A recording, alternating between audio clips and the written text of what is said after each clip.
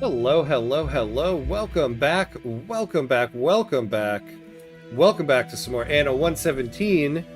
And I guess really I should say welcome back to me, since I was gone for most of the week, and now we're back for one last one at the end of the week here. Welcome, welcome. All right, let me make sure everything's working here. Hello, mate. All right, let me make sure everything's working here. Hello, mate. Hey, right back at you. Is it just me, or do I seem very low?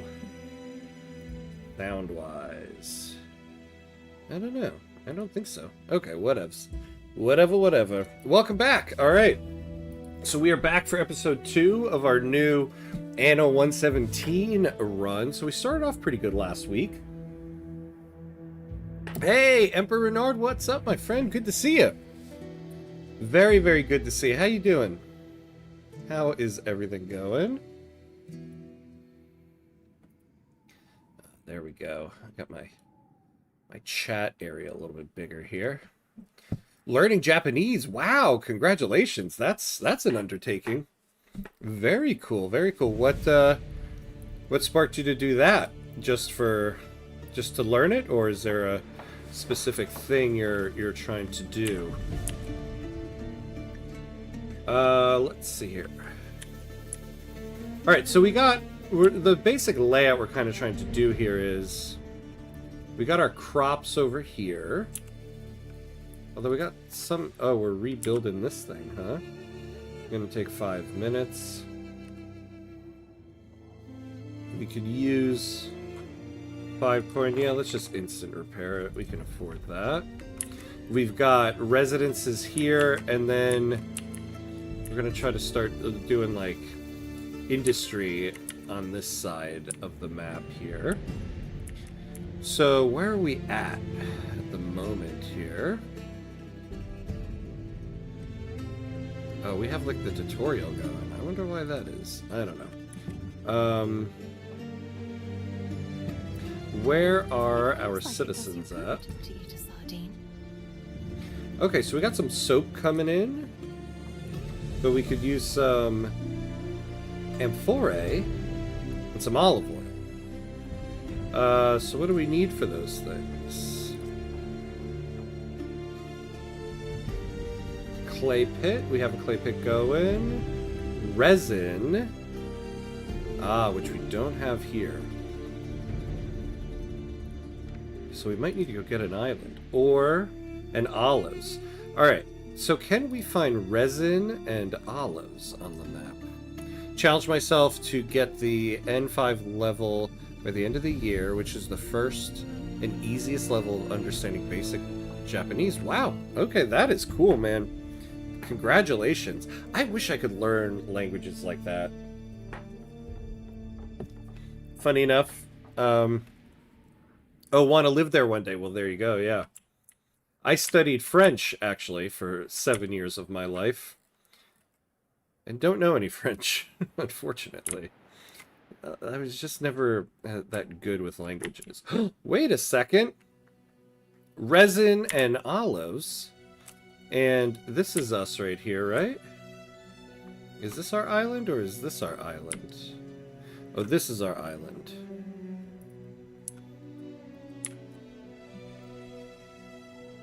But it's not that far away from us. We've also got this one. Yeah, no. So let's go take this island. It's pretty small. But, I mean, we could just grow olives and resin here. We also got grapes, murex, snail, and iron. Okay. Now, I'll be honest, I forget what I need to bring with in order to get the island. But either way... Well, you know what? Our ship is right over here. Why don't we just have it... Oh, this is weird. I have to press up on my map in order to get to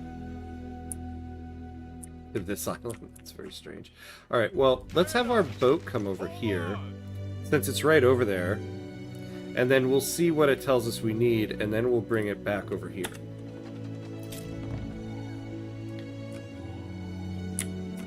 Oh, we had trade routes going with that. Oh, whoopsie whoops. Well, you can take a detour from the trade routes. Can't we build ships yet? Hey, SPQ ran. Hello, hello, yo. What's up, Hamcuts? Hope you're staying warm. This coming storm looks like it will be a crazy one. Yeah, absolutely. I'm always talking about how cold it is in this room that I stream in, because the heater is broken, and I haven't gotten the super to come fix it yet. So I actually have like a floor heater on the floor here to finally keep myself warm, and it's actually doing some business. It's doing good. But yeah, it is already super cold in the city. Super cold. Hey Joe, what's up? What's up? How are you, my friend? Hope you played as the knights hospitalers in Eve 5. No, I haven't. What's that about? That sounds like I mean, is that a country, or Wait, what's going on here? Oh, here we go. Yeah, each island... Yeah, why? Okay, hold on. Can we turn the tutorial off? I don't want that coming up.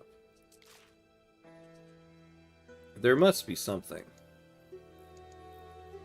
Autoplay, I need to set sail. Include trade income. No.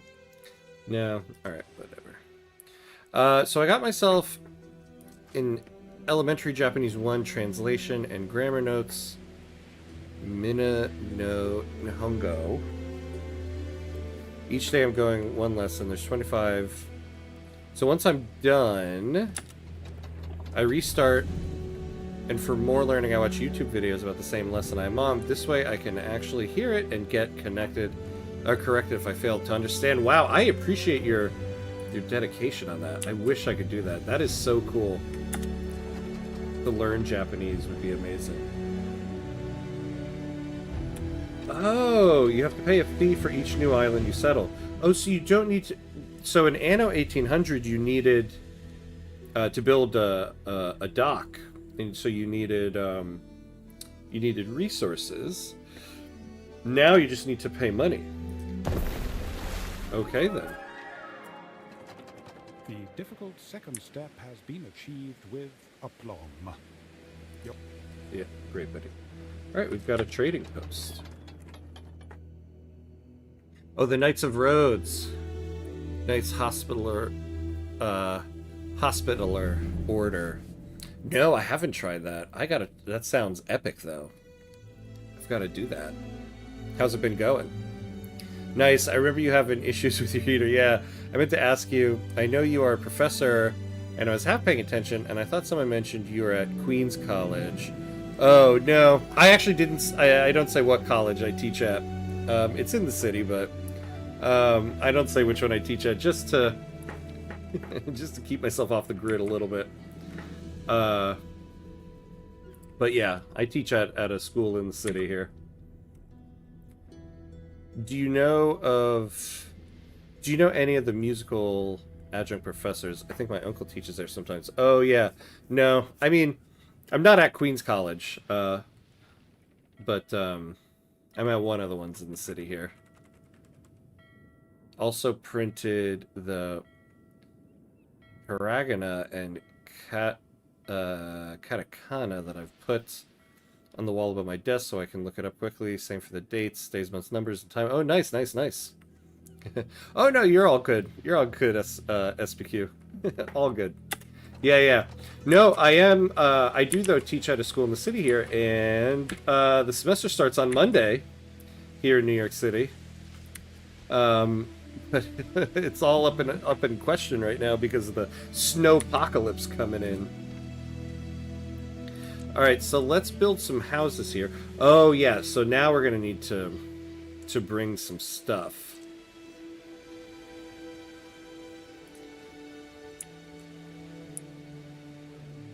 So let's get ourselves. Where can we put this? Yeah, but that's going to be pretty far from the dock.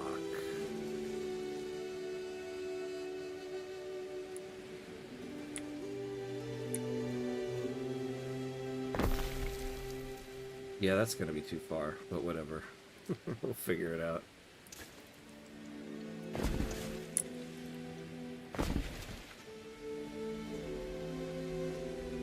He teaches at Hogwarts. Yeah. No. Unfortunately, Hogwarts was non-union. So... it didn't pay enough. Alright, let's put these guys here. Then...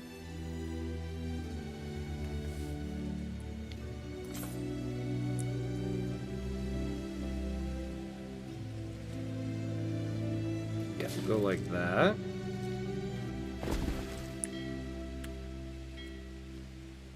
You know, maybe I'll just... what do I need to build these houses? I need 1 lumber. Well... yeah, I'll leave it. We already got people working. It's still empty. Yeah, so I'll leave these guys to do their thing. Waiting for your decree. And then let's get these guys trading again.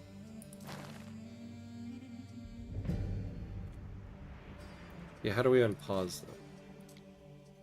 There we go.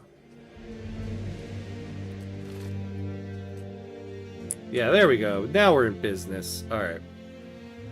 Hey, Super Frank. What's up, what's up? Hello, hello. Good to see you, my friends. How much devastation will this snowstorm bring to the state of New York? Or will it just be a harvest condition? I think it's just going to be a harvest condition.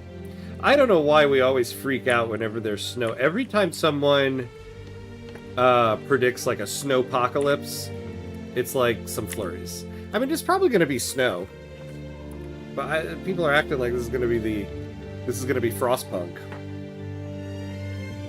and I'm like, I don't think we're going to need to all live around a massive generator, my friends. Everyone's like, I hope you've got food stocked up. I'm like, food stocked up. I guarantee you Uber Eats is still running. Everything is perfect for the governor's visit. Lavender. I'm sure we have lavender going. Oh, I bet this stuff is lavender. Okay, there we go. Yeah, I don't know why. I don't know why it seems like the city shuts down. It was only how long ago? Maybe like 10 years ago or so. Maybe 12 years ago. For the first time ever, the subway shut down because of snow. I'm pretty sure it was the first time ever. And now it feels like every time it snows, like parts of the subway are shutting down. And I'm like, how did we go all this time with never shutting it down, and now suddenly we're shutting it down left and right? Haired Bear, what's up, what's up? First of all, awesome name. Awesome screen name, I love it. Hello. For us in Texas, it basically is Frostpunk. Yeah. See, that makes sense, though. That makes sense. It doesn't snow that often there, so you don't... Why have, like, the infrastructure to handle snow on hand? But, like, here in New York, like, it snows. I mean, it doesn't snow as much as when I was younger, but we do get at least one snow every winter. Like, why is everyone so surprised? It's kind of like how the city here, like, shuts down when it rains a lot. And I'm like, how can we not handle rain? I still have canned food my parents bought me when COVID hit. I hope I never need it, but honestly, I am glad that there's a backup plan. Yeah. I have 2 days worth of backpacking food in a closet for a backpacking trip that I didn't do like 5 years ago. So my backup is my what I call my lazy food. The food I have because I was lazy and didn't go on that backpacking trip. Oh, it's time for us to build a ship. Cargo slots. Yeah, so let's build a civilian ship. So that we can get another ship going here.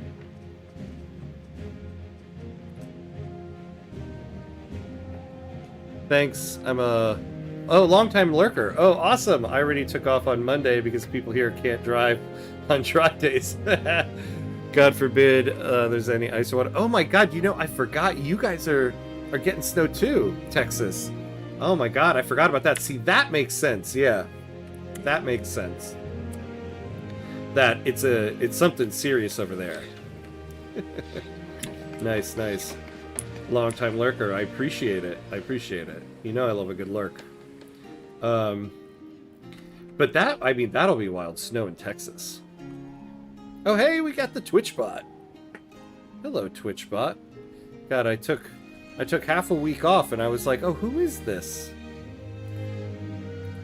Goodbye, Twitch bot. Alright. So how are we doing here, guys? How are we doing here? Oh, okay. So let's build these houses.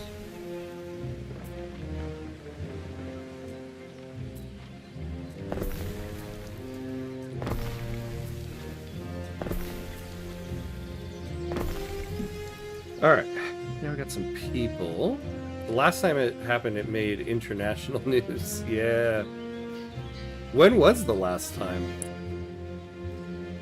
I don't even remember.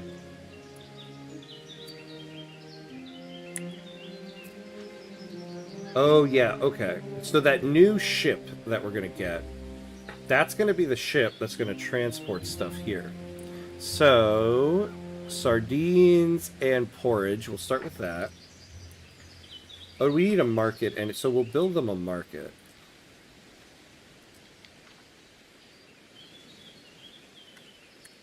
And we'll put it...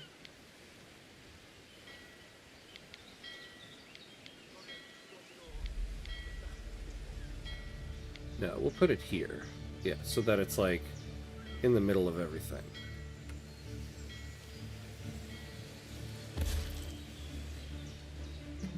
There we go. Now, I gotta keep in mind, remember, Tart. Remember me.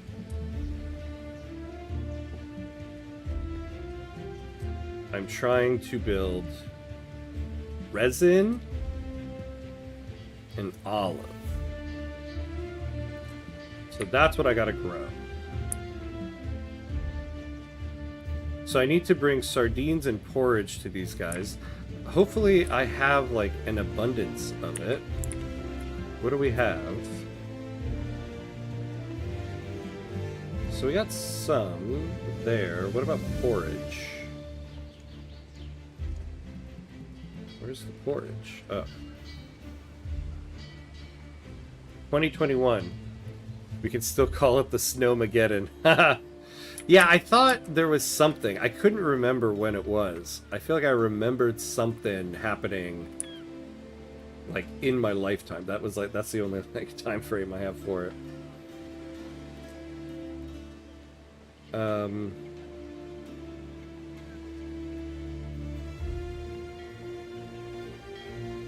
You know, I should stop this from being traded.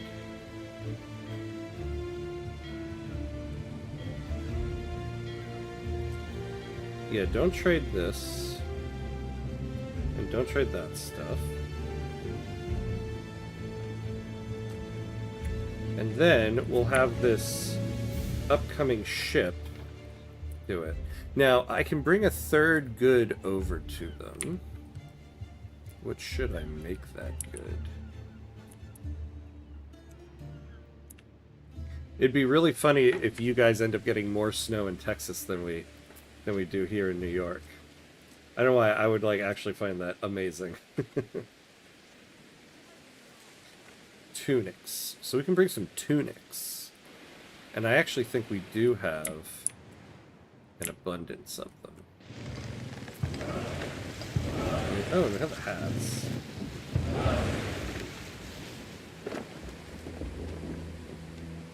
So we're not trading that or that. Okay. Oh, please, oh god, oh yeah, sorry. I didn't even think of what I was saying there. Yeah, I mean, no snow for you. Hopefully.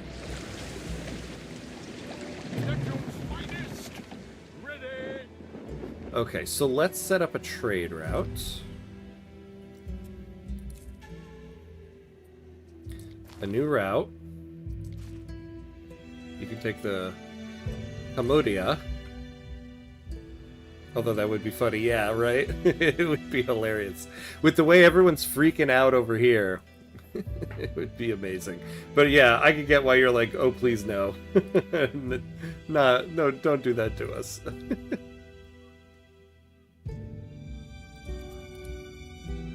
Okay, so load up sardines. We'll load up like 15 of them. Then we'll load up some porridge. About 15 of that. And then some tunics.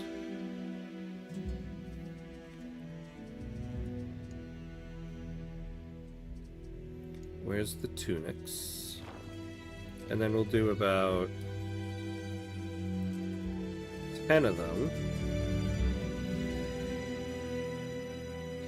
Then go over to this island, unload them all, come back over here and load up some hats. And we'll start with about 10. And then go back over here and unload them. We'll start with that. And then during this process, once we start growing the stuff we need, I can add into these loaded up. What's the minor issue? Some of your stations have errors. What's the error? What? We don't have any porridge here?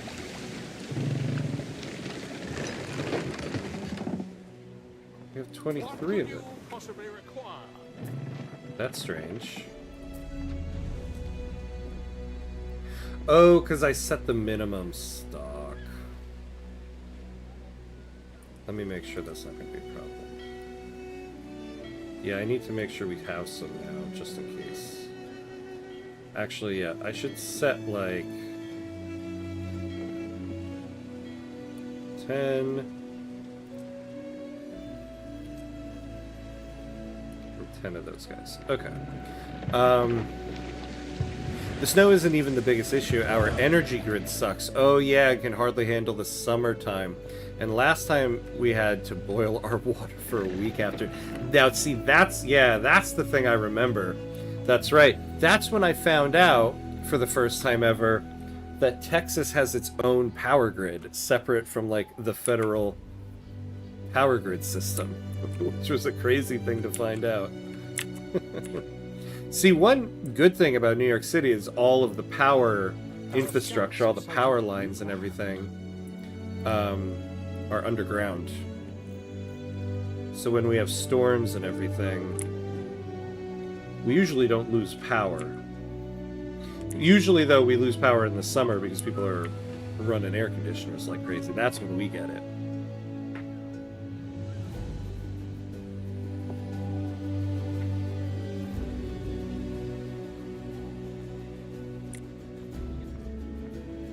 Alright, so let's go back to this island. Build up the market.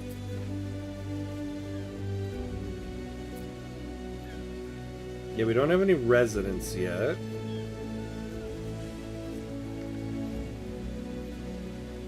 I think we gotta up. We're gonna need to up our porridge. Oh yeah, no, not this island. I want this island.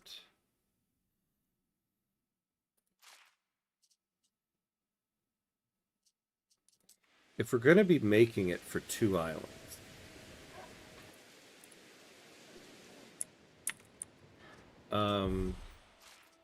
Hold on, what does porridge need? Let me just look like this. An oat farm. Oats, oats, oats, oats, oats, oats, oats. Yeah, that's hemp. Hemp, we got 2 hemp farms. Where's our oat farm? Do we not have one? How are we getting oats?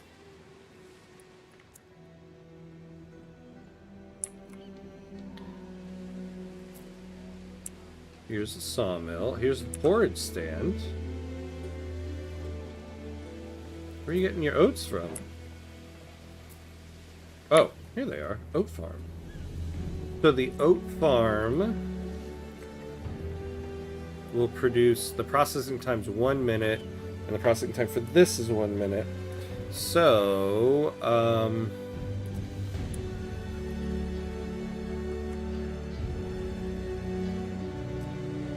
you know, I don't know why I'm overcomplicating my life like this. I might as well just have them get sardines here and make some oats and porridge here. Let's just do that. Yeah, like, get your own sardines. Get your own oats.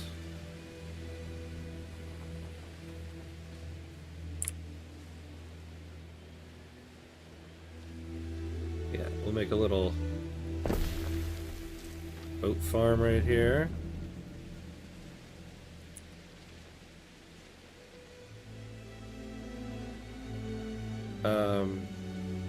Yep, some Texans will brag about it, but will act all shocked Pikachu if the if the stuff ever hits the fan. Yeah, if I'm not mistaken, we can't even import power from out of state. Yeah, that's what from what I remembered, the problem was that like it couldn't even be imported because the grid is literally not connected. But at least the damn feds can't be in our business. Yeah. Well, it does though. You guys always look really smart in all of like the post-apocalyptic books, because it's like, oh, the whole world went to hell, but Texas had power because they're off the grid. Something like that.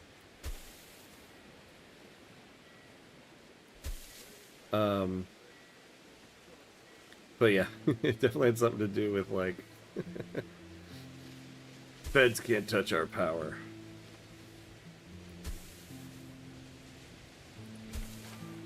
Alright, so we got that. We'll make our own little porridge farm here. There we go. Which means tunics and pileus. So now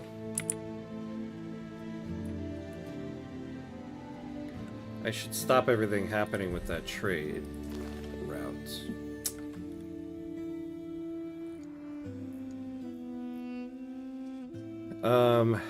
Alright.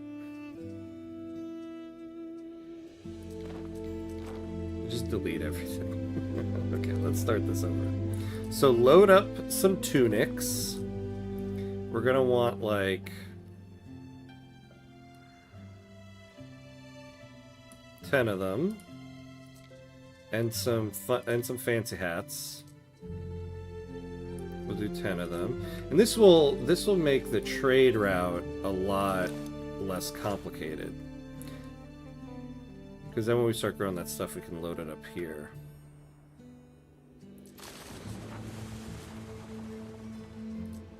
But does this stuff have things on it now? Oh, it has the hats. Now the question is, how's our production of that stuff?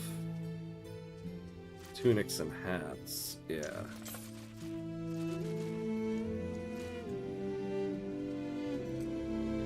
So what are we doing for that? Hemp. We have 2 hemp farms though. Yeah, it's just keeping up though.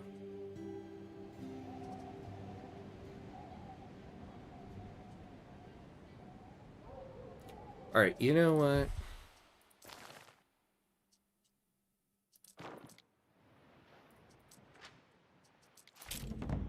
What we're gonna do is come back over here. We're just gonna do a one-time transfer of goods. And then we're just gonna grow everything over there.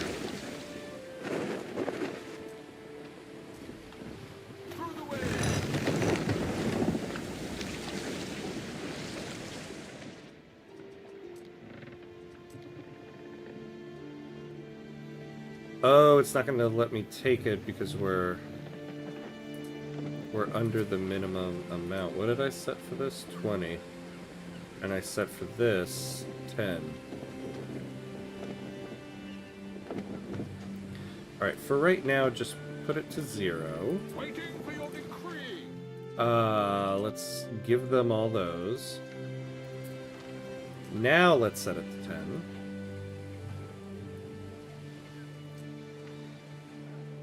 And now let's go back to our little island.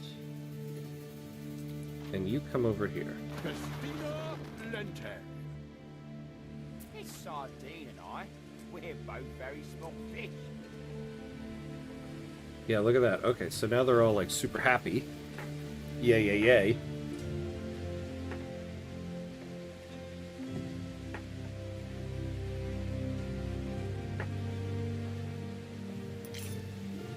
Alright.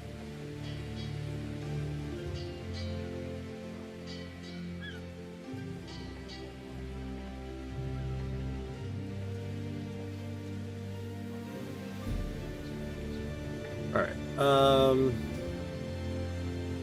Do we want to just make the tunics and stuff? Well, okay, what about the sheep farm? Like, we have no surplus on that other island.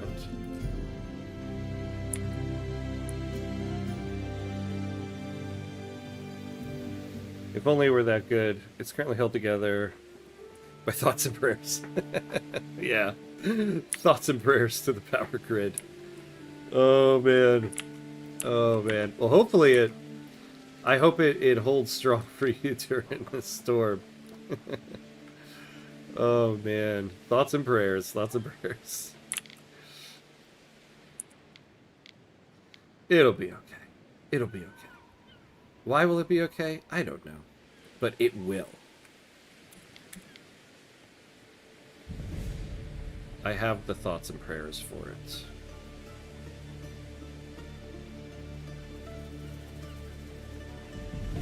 So let's build our little hemp farm here. So this island is just gonna be consisting of these Liberty people.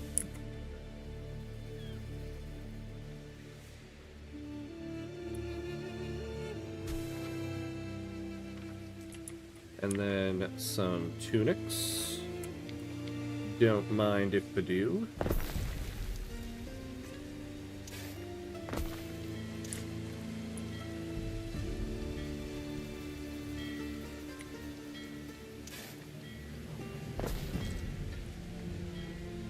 Oops, I didn't mean to put it out like that. And then the hats.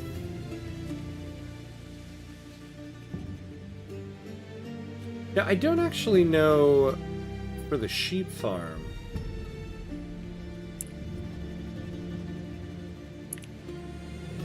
Oh, look at that.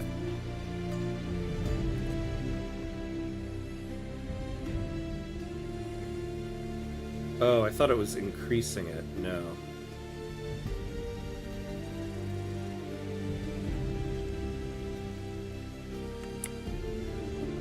Sorry, wrong game, I know, but are there any tricks for late game construction in Vicky 3? I have 28,000 construction points, but the private sector can't find anything to build. Is it normal to cap it? I mean, I think there comes a point in the late game where, like, more construction is... I mean, if you can do it, fine, but it kind of becomes... I guess what would the word be, not as beneficial. Currently enacting women in the workplace to get more pops, then I'm out of ideas. Yeah, so like, women's suffrage will get you more workforce. Making the trade unions super happy because their third card, their second happiness bonus is more workforce, and then if they become powerful, that doubles. So I forget what the percentage is normally, if it's plus 5% workforce or 10%, and then if they're powerful, it doubles. So you can get more workforce that way. And then, like, labor-saving PMs galore. But usually late game, too, is, like, get as much foreign investment rights as you can so that the private sector continues to, like, build, because they'll build overseas.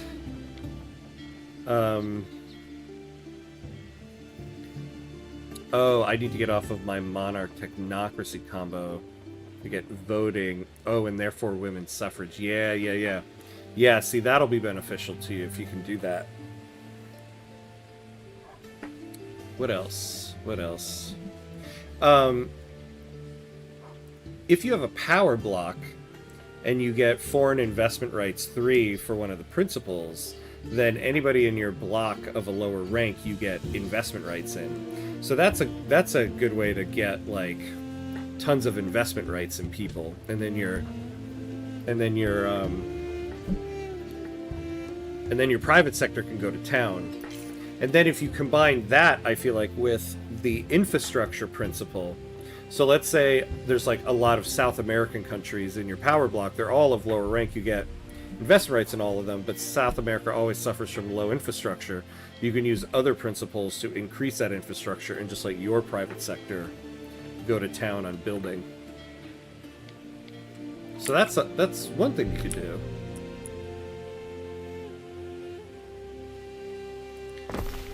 Alright. So let's... Oh, look at that. That fit perfectly right there. So we got the little sheepies.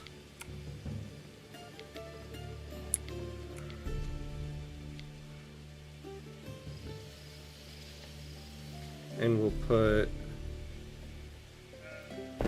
these guys right next to them.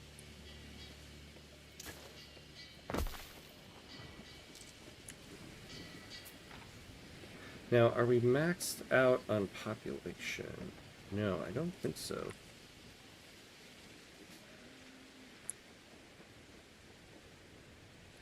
I even fought a war with Qing for investment rights. I own over 60... Whoa, you own over 60% of Qing's GDP. Who are you playing as? Who's your country? That sounds like an epic run right there. That's a hard thing to do. Because Qing never wants to give away investment rights. Hence why, yeah, I believe you had to go to war over it.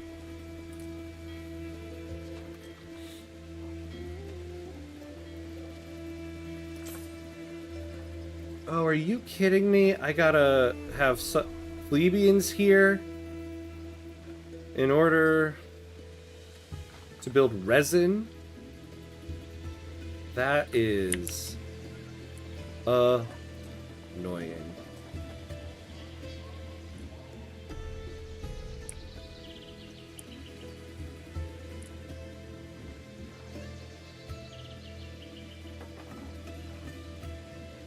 Wait, what do you mean resource required? Oh, yeah, I see.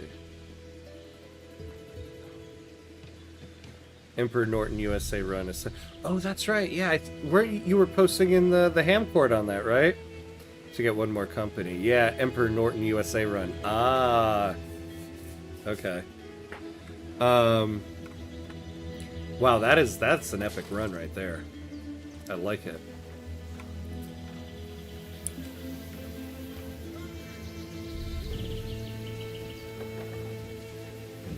I have the top 7 companies in the world. Oh my god. Go USA, I guess. What could you possibly require? That's awesome.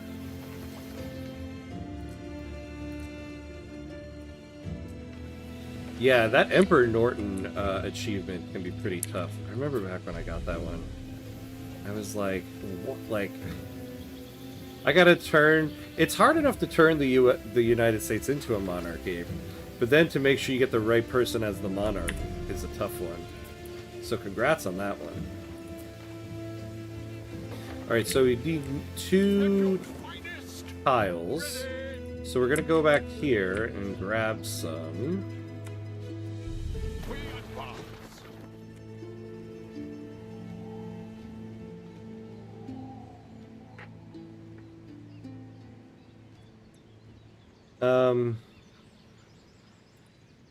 So we're gonna need...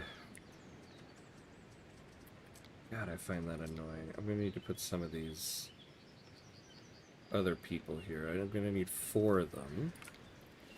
Alright, so let's upgrade one of the residences now. So they're gonna need bread and garum. How much do we have over at the other island?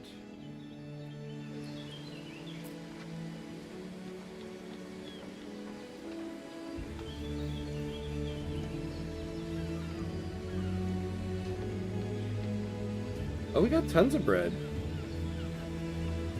And tons of garum. Oh! Okay. So, we'll create a trade route then. We'll add that to the trade route. With political concessions, it's somehow doable.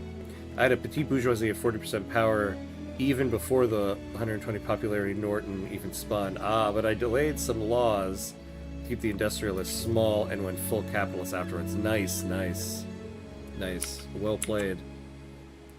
I've been meaning to try for the Norton for my next USA run. It sounds like a lot of fun. It really is. It really is. And he's not a bad leader to have.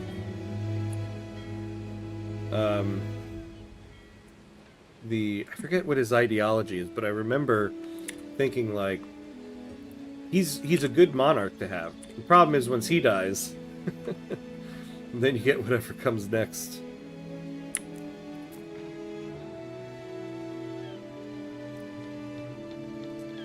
Alright, let's build another military ship. Oh, we need more libertas. Alright. Well, let's build some... Let's build some.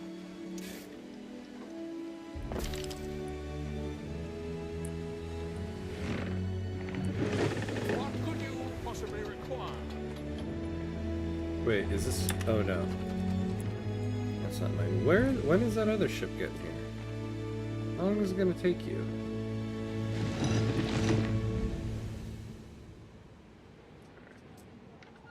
Yeah, so on this island, there's not much we can do until we build up these guys. We rely on maritime routes. Patrons come from far and wide for Lily Bion's entertainments. Is that so?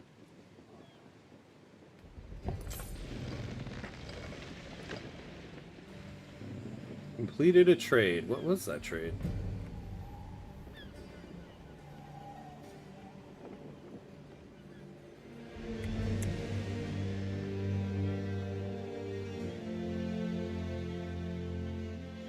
Enlightened Royalist, that's right. I was like, there's something, and it's good.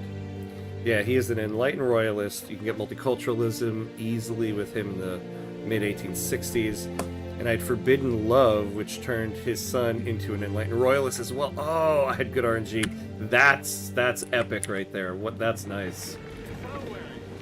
What a nice USA run. Can't wait to see the after action report on that one.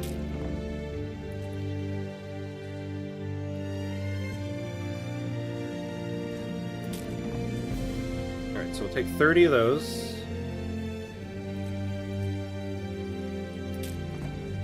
Take 30 of those, because we're building them here, so...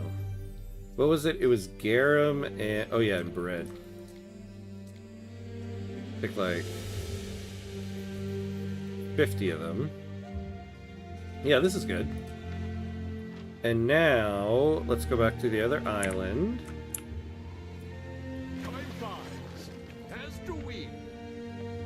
Also, his son was called Edward. Oh, that's what I remembered. Yeah, but you posted that. His son was called Edward Norton. I fell out of my chair when I saw it. Yeah, I saw that. I was out of town on a trip, so I didn't get to comment, but I saw it as I was like boarding a train. Edward Norton. What are the odds, right? That was like an epic, awesome RNG run you have there.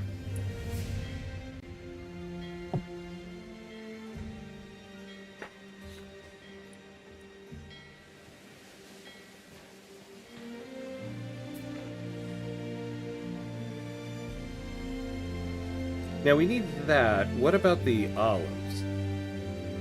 Okay. We just need Libertas for these guys. So let's put the olives here. Oh good, I'm glad I brought extra of those.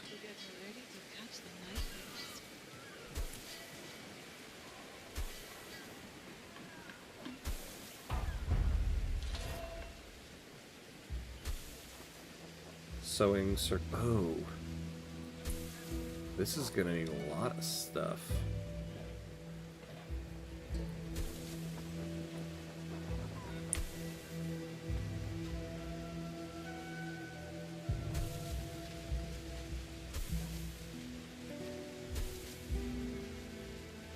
try to stay out of the trees away. This looks like the most janky olive field ever.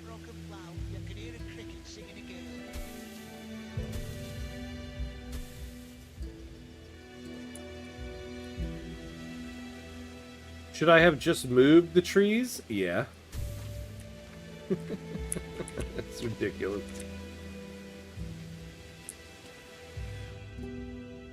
Alright, let's get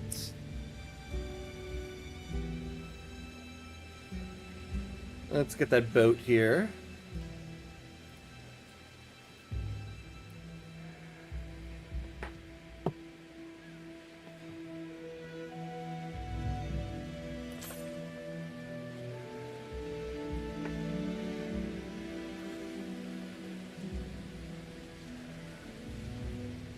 Neptune's finest! Ready! You know, they say they're... Wait, what's wrong with this? New trade route. Yeah, just delete the route. How come I can't trade with anybody else? What troubles me, the fact that you won't give me a trade treaty, but you're trading with me. I have 11 years left, currently 32 subjects, 38 nations in my power block. Wow. As a sovereign empire to subjugate for free. 440 million people, 2.8 GDP, nice, 111 million loyalists, level 5 pensions, and still plus balance. Yikes. But now I will stop spamming this chat with the game. You're not playing Happy Annoing. I mean... When you have a run going like that, though, I understand. That is an epically good run. Wow. That's tough, too. Level 5 pension and still a positive balance. With 28,000 construction.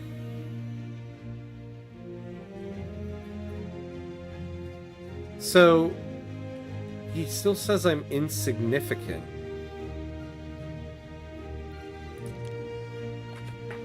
Why?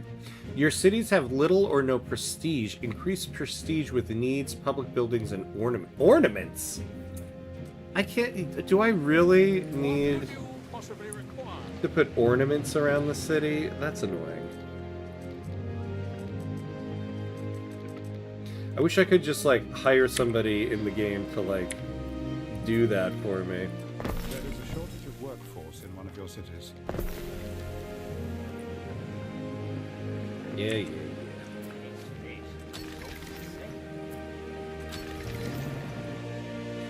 Alright, so let's build...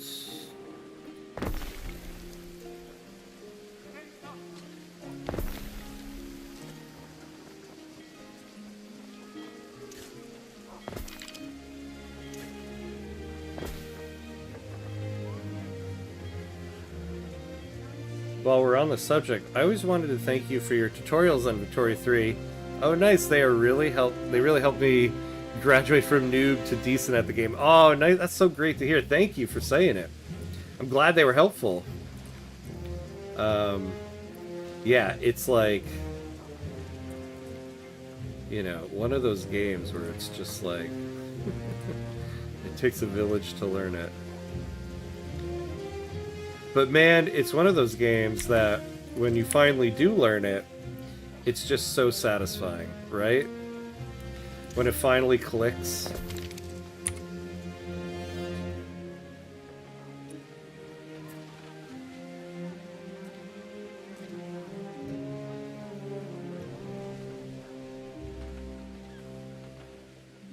Okay, we're building up, so we're gonna get more people. The city is just too cramped around it. Oh, I gotta move this. Oh, I should have then... We might move a couple things here. Alright, we need cultivation area.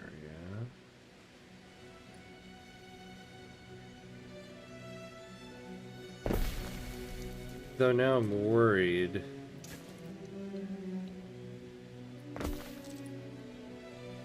And now I kind of want to move this over here.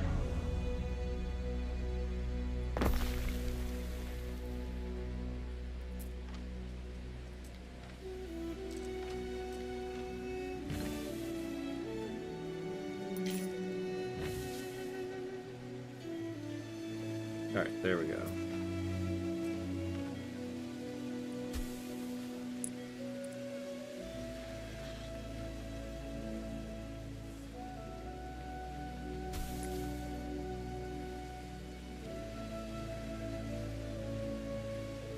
Yeah, that's the stuff right there.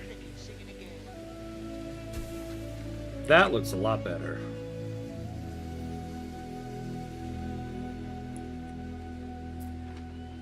All right, so now we got resin and olives going. J-Makers, hey, what's up, what's up? Good to see you, my friend. Welcome in, how you doing? Absolutely, my last run was when I was able to get above 3 billion in GDP. Cheers to you, my friend. That is nice, 3 billion. I would say you're more than decent if you can get 3 billion in GDP. Well played.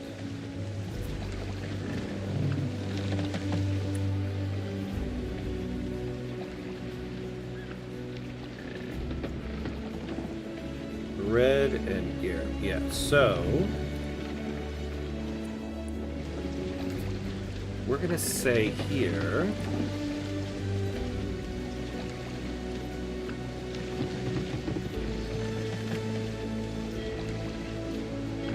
resin and olive oil. Alright, let's create the trade route.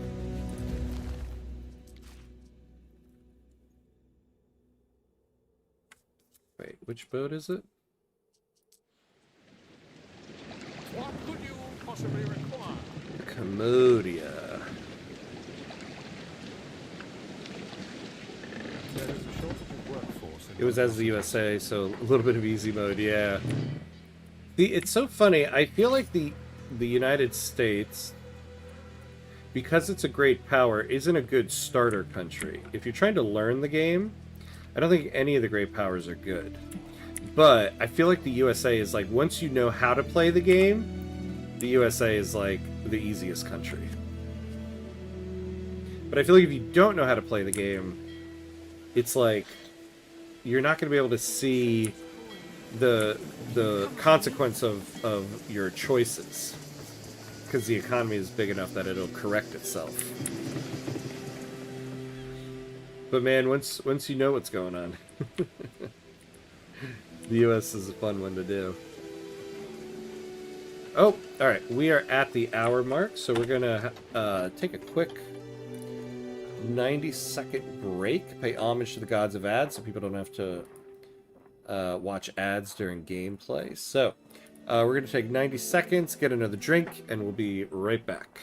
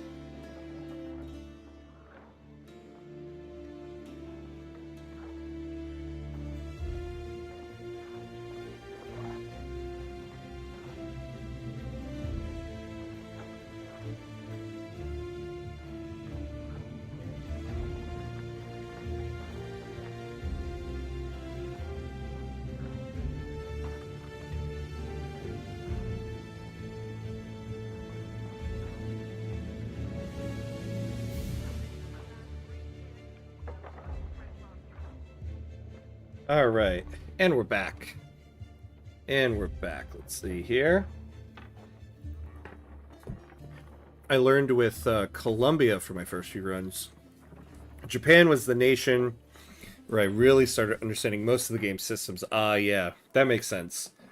I saw someone post recently that they think Japan is not a good starter country, and I could see why you'd say maybe not a good starter country, but I feel like it is a good country to learn the game.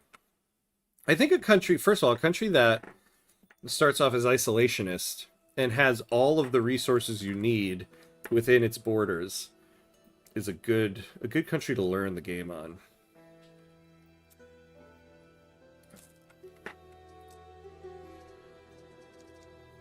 So take the resin and the olives. Then go here.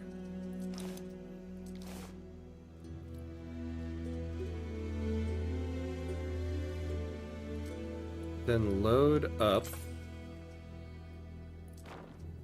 bread and garum, but only load up like 5 garum, 10 bread. Then come back here. Alright, and that's what we'll do. There's our route. And a well-oiled machine we got there.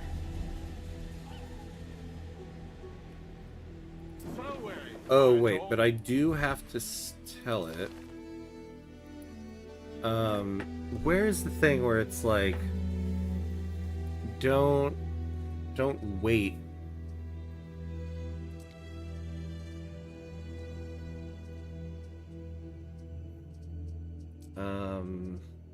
I know there's an option somewhere to be like, don't wait for, yeah, here we go.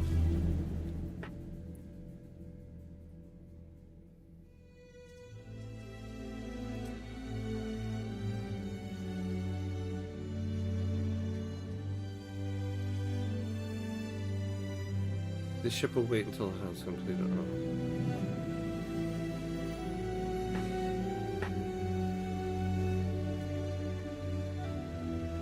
Yeah, no, I don't want it to wait for anything, so I think we're good.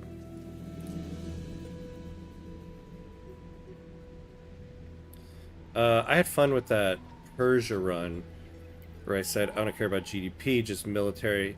Yeah, Persia has every major strategic resource, so that was pretty scary. Yeah. I'm finishing up my offline Persia run right now. My main goals in my run were I wanted to get the Great Game objective, so I got that.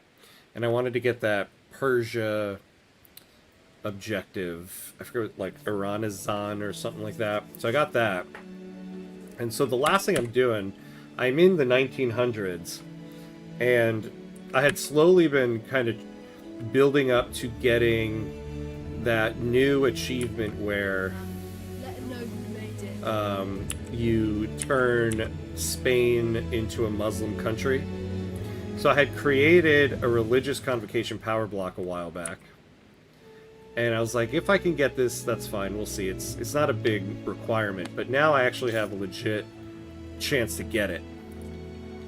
So I think I'm going to take the run to 1936, because I think it's going to take me until 1936 to do it. But I might be able to turn Spain Muslim. I await your instruction. Understood. Yeah, I don't need to tell me. Where do we have low workforce? Oh, over here. Okay. So we need more houses. We can do that.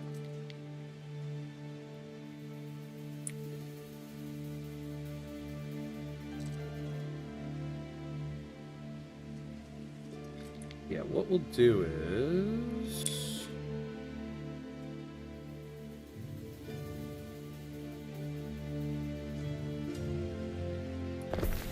we'll go like that.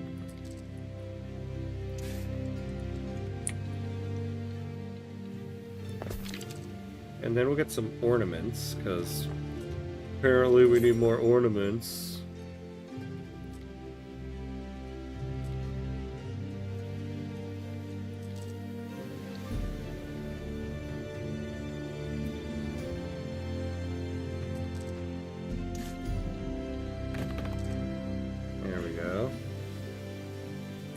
Why do we need that? I don't know.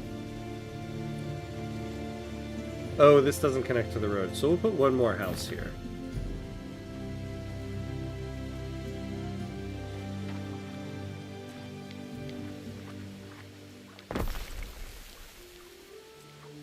And then we'll connect the road over here. And we'll just build...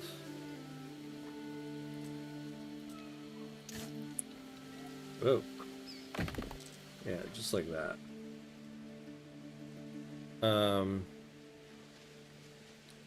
The one time I tried to play Persia, England wouldn't stop bullying me. Yeah. Something happened to Russia to where they were completely uninterested in the region. Whoa, that's crazy. Yeah, that's like the problem with that run, is that Russia and England are like, hey, what you doing? What you doing? Though that's nice. See, for me, it's kind of the opposite. Great Britain has finally kind of like left me alone, but Russia is always like up my butt about something. Citizens in the city of Neapolis have grown in piety and devotion.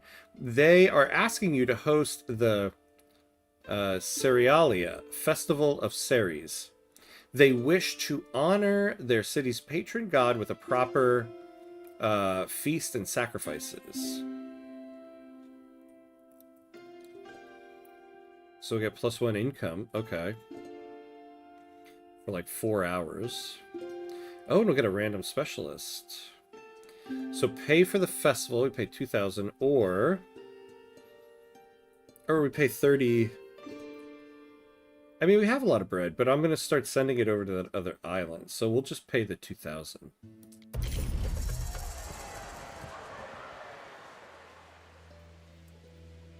An island you control has no patron god. Oh. I think I gotta do that on the other island. By the way, I found a way to stop the Han movement when you conquer a state from Qing. I spammed plantations, fast to build, and subsidize them. That way, they earn enough money to raise their soul. Oh. Sneaky, sneaky. I like it, though. That makes sense. Okay. The craziest thing was turning a successful Tanzimat top 5 Ottomans into a bunch of vassals. Yeah. With agrarianism and slave trade still in the books. Yeah, I found agriculture pretty incredible in that run too. Yeah. Yeah, the Ottomans I've been having some trouble with. I hadn't subjugated them, but I've had them in my power block and allied to them, and they keep like breaking away every now and then. Wanting to like be free and stuff.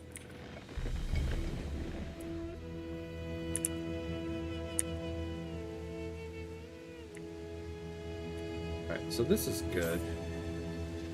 I guess we need more ornaments.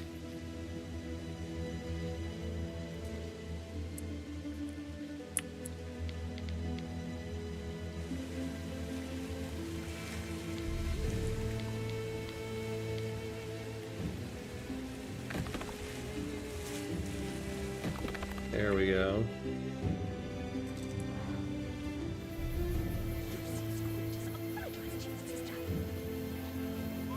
No, I can't do a fountain. Oh, here we go. Just like putting random BS ornaments around, because apparently my prestige isn't high enough to trade with. Alright. And then, I guess, what, we could do a patron god here?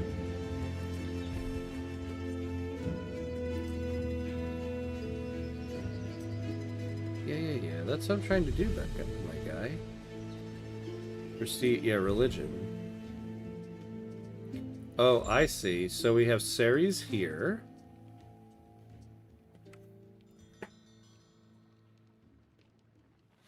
Oh, olive oil and olives. Beer, malt, and barley.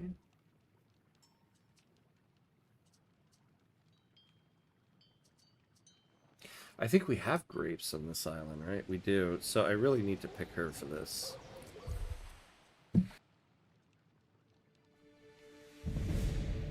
Excuse me. But we will use her. Devotion missing. Devotion is gathered over time from the belief in chosen island patron. Changing your patron will reset devotion to 0. What do we have here?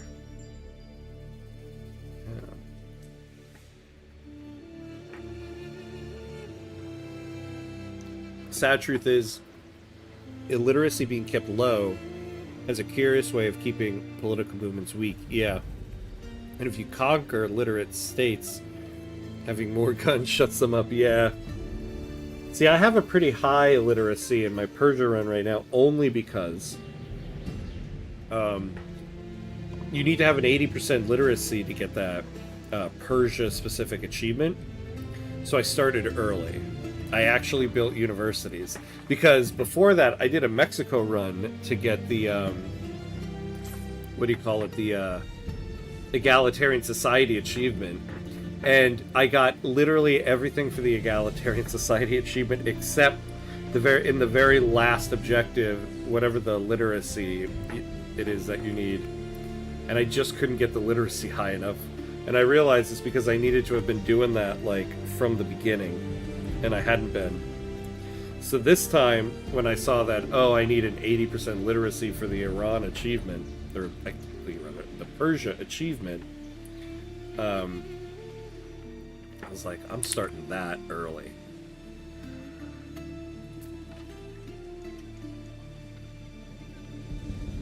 Alright, so we're getting some stuff. Your city is impressive, but a little consideration for aesthetics wouldn't go amiss. Oh my god. Yeah, let's take a look at this prestige thing.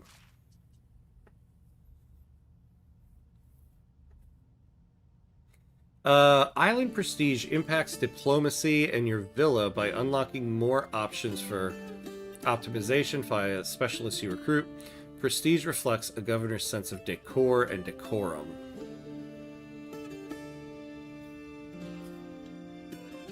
How's this Anno been so far? I played an unhealthy amount of 1800, but was put off by the reviews and the AI controversy. Oh no, was there... I guess I don't keep up with the times. What's the AI controversy for this one? Oh, that's disappointing to hear. I mean, without knowing any of the controversy, I'd say it's pretty good. I thought someone on the Reddit for this one made a good point. They're like, this game is good, but it just, like, it feels like Anno 1800 base game. And so, like, if you're coming from Anno 1800, like, it's gonna feel like the base game there because you're used to all the DLCs of Anno 1800. Like, if you go back and just play Anno 1800 base game, no DLCs, and then compare it to this, you'd be like, oh, this is a pretty good game. And I thought that was apropos. That was very good.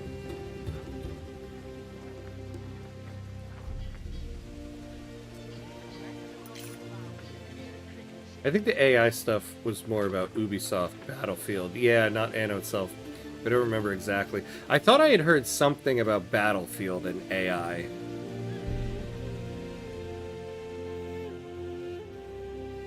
If I recall, they used AI-generated loading screens. Oh, and a few... Oh.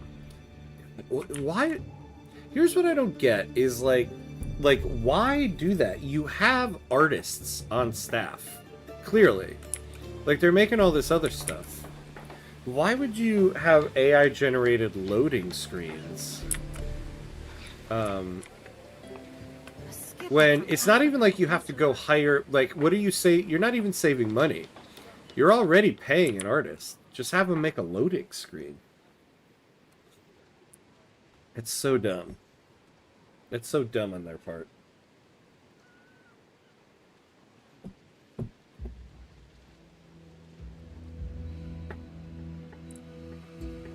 What is this? I await your instruction. An elder woman wearing manacles stands before you, flanked by custodies. A young man died from drinking a love potion sold by this woman in the market of Neapolis, Ben Balian announces. The woman pleads that many have survived and benefited from her medicines, and the man was sickly. Woof. Hey, we can get some prestige if I execute her, though.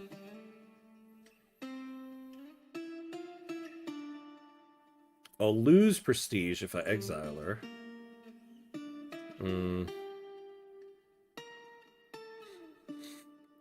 Oh, but we'll lose 1 happiness. But I could use... I need that prestige right now.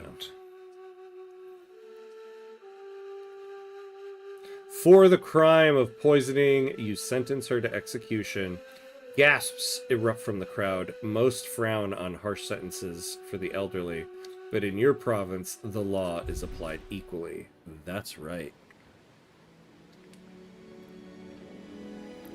Yeah, I think human art is going to be a luxury product very soon. Yeah. My wife and I were talking about that at one point, where it's like, yeah, that's going to be what it is. It's going to be like a wealthy person is going to have art in their house. And they're not even really going to talk about the art. They're just going to be like, a person made this. And that's the thing. That's going to be like the luxury. Which is kind of sad. They claim they were placeholders that got left in. It wasn't as bad as Ubisoft Battlefield. But my wife is an artist, so AI art is unpopular in my household. Yeah. Yeah, same here. I'm a writer, so I am not a big fan of AI art or writing. I hate it when I hear people be like, "Oh, I wrote a book with AI." I'm like, you didn't write a book then. You didn't write a book. You had an idea, but everybody has an idea. It's the work, it's the actual writing of the thing that makes it have any value. Prestige when killing and negative prestige when exiling. Should it be the other way around? Yeah.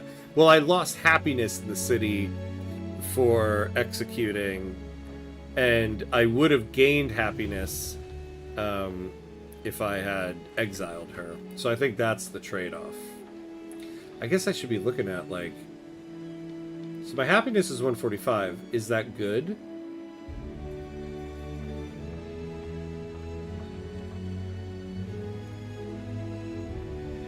I guess so. Alright, so how much...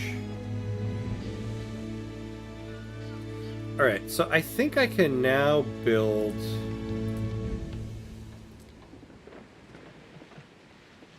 a potter. So what's their deal? +1 income, -2 fire safety. Okay, that's fine.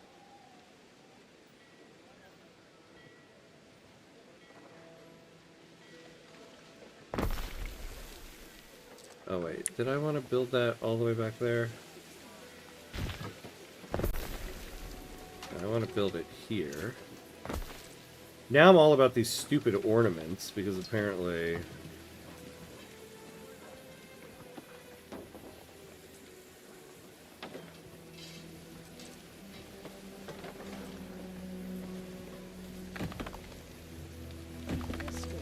There we go.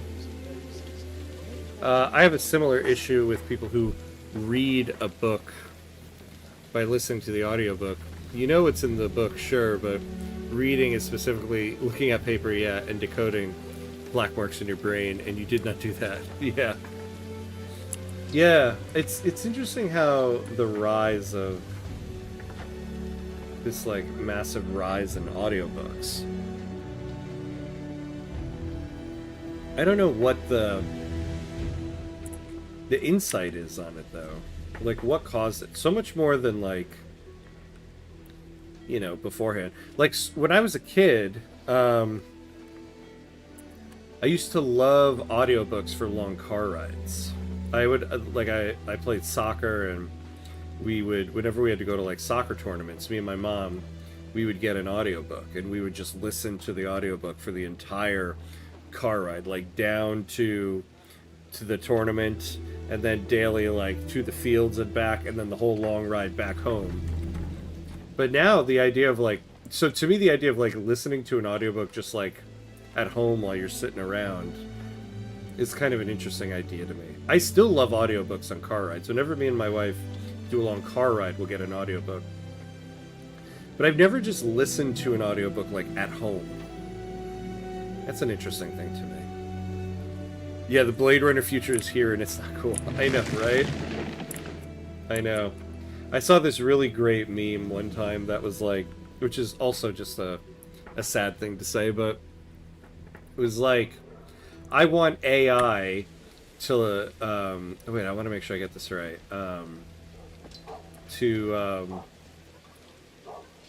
Yeah, I want AI to clean my house and fold my laundry so that I have time to make art. And instead, AI is doing art so I have time to fold my clothes and clean my house. Oh, I was recently told about vibe math physics. People claim they discover whole new branches of science because they chat GPT the whole thing. Oh my god, yeah. So my brother is a computer programmer, and oh hey Mauricio, what's up? Hey Ham and everybody, how's it going? We're doing good. Good to see you, my friend. Yeah, my brother is a computer programmer, and he's like a like he runs a team, so he's like the head of a team. And he was telling me how there's all these people that they claim they do this thing called vibe coding. And so basically, they're just telling, like, ChatGPT or whatever the AI thing is, like, here's the program I want. And then the AI programs it. And then they'll be like, okay, no, change it like this. So they're not actually coding anything, but they call it vibe coding. I use AI to write macros as well for personal use, but I would never claim that I know coding. I just know how to use a tool. Yeah. See, that's the thing. I mean, there is a use for AI in our world, right? I think the problem is this idea of AI replacing actual paid jobs, right? Oop, wait, what did I just set? No. Yeah, like, Super Frank, I'm with you. Like, if you're creating something for yourself, something that you're like, this is just for me, I'm not going to pay anybody to ever do this, and I'm not going to be able to buy whatever this thing is. So, like, it's just a tool I'm using for myself. Like, I think that's fine. It's when people are like, you know, like you're at a job and you took a coding job and you don't know how to code and you say you're vibe coding. Like, that's ridiculous. You never find curious how the good AI people... But you never find curious how the good AI people want is pretty much just a slave. Oh, without moral implications. Yeah, that's a good insight right there, actually. Yeah. Basically just a slave without having to feel bad about using a slave. That seems about right. That's why they're going to rise against us at some point. Ooh. We have way too much of this.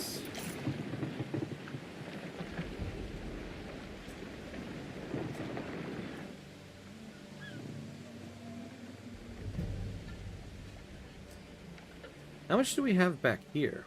Oh, we got a ton. Alright, you know what? What we're gonna do is... How much wood do we have as well? 21. And what do we got here?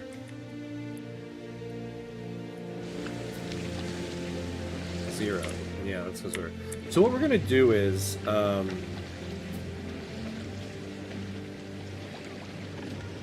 we're going to turn this off.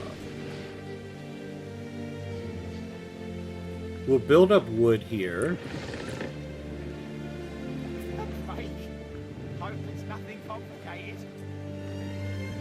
Now, I don't know why I'm checking this, but right, like, if I pause that building, I'm not paying for it, right?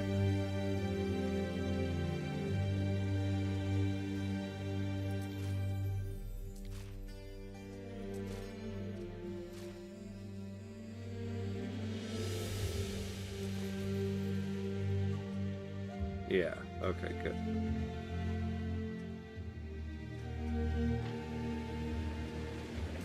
And so, we'll build up a bunch of logging here.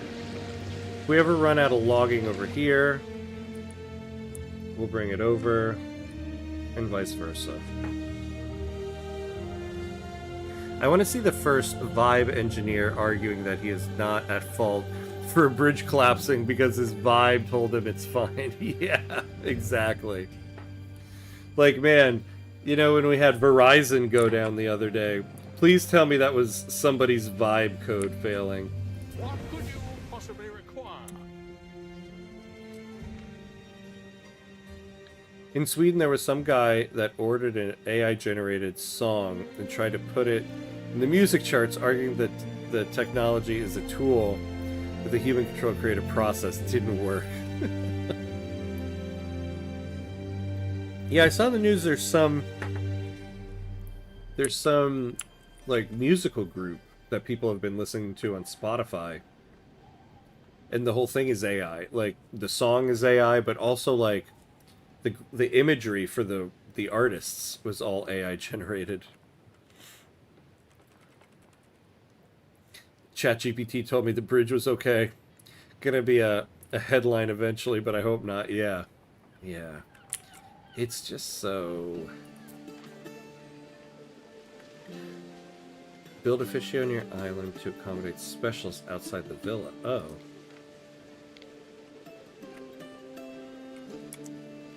Wait, what is that? Oh, come on, tell me again what it... Gaining prestige allows you to accommodate and employ more experts. Oh, so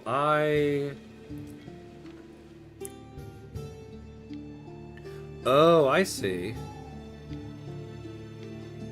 So it can't overlap that radius. Oh. Okay. So let's put it here.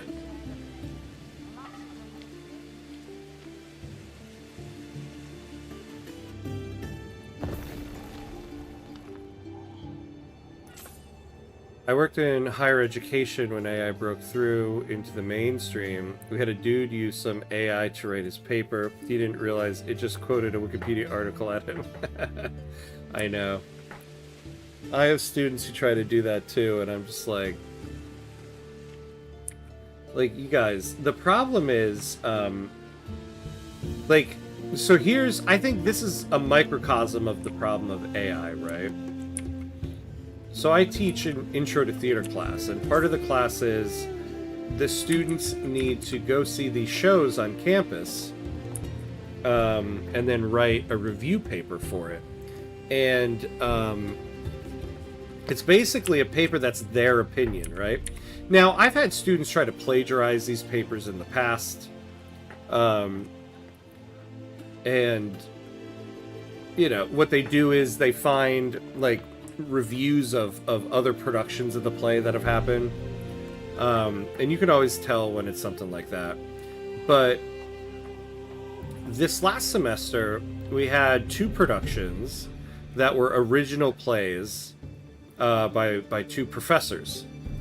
So there's been no previous production, there's no previous reviews, and I had a student use AI to write their paper, and AI just, it had a hard time because it had no frame of reference. Like, it doesn't have a copy of the script isn't online, there's no previous production, so AI can't find reviews online about the thing. And so the student just had AI write it and then just sent it off to me, and I'm like, this paper makes no sense. And then the student finally admitted, like, yeah, I didn't see it, AI wrote it. And I'm like, well, that's your damn problem right there. And the problem is you don't know enough about the subject matter to know that AI messed up. And I think that's the problem with AI, is that when do you know it messed up? You know?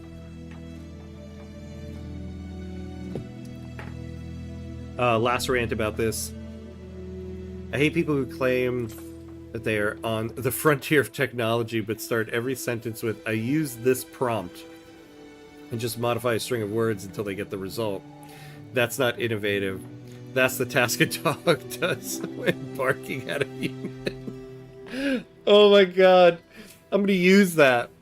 That's what a dog does when it's barking at a human. It's giving a prompt until it gets what it wants. Oh man, somehow that has to be like put on a t-shirt. I love it. I absolutely love that.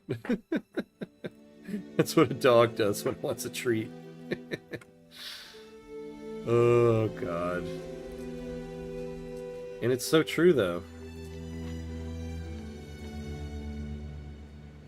What was the problem that we just had? What's the issue? This cannot be unloaded. The storage is full. Oh! Too much bread.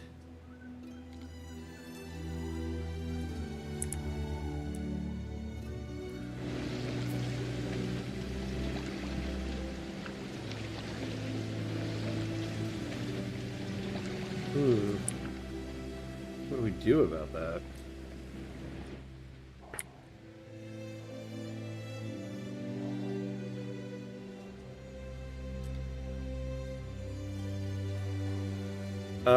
Actually, are we running out of bread here? Maybe I could stop transporting bread. No, we still have enough. Let's see if we've, increased our prestige at all. It is hot today. Let us sit in the orchard. Look at that. It has been cut in half. Petty. Okay.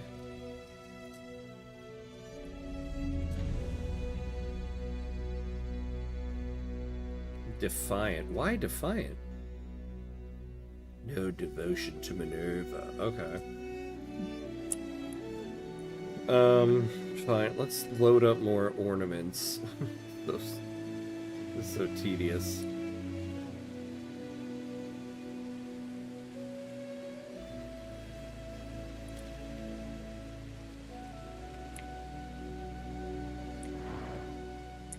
Where could we put it?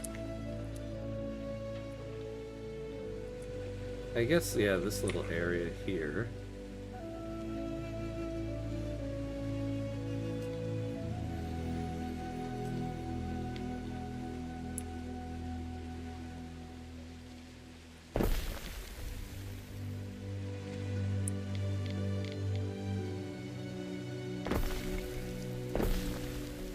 There we go.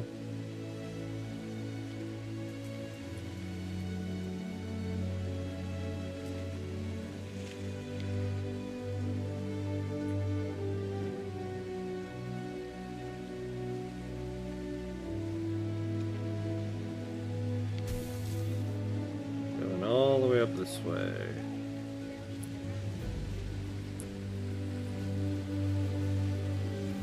And let's do like little arch thing here. Alright. What did that do for our prestige? We brought it up a little bit.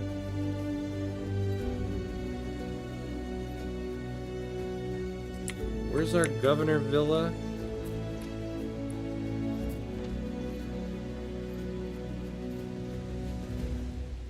Activate island patron. What does that mean, activate? You have been building for 2 hours, Harry. May I suggest some refreshments? Oh, my buddy. I'm well ahead of you.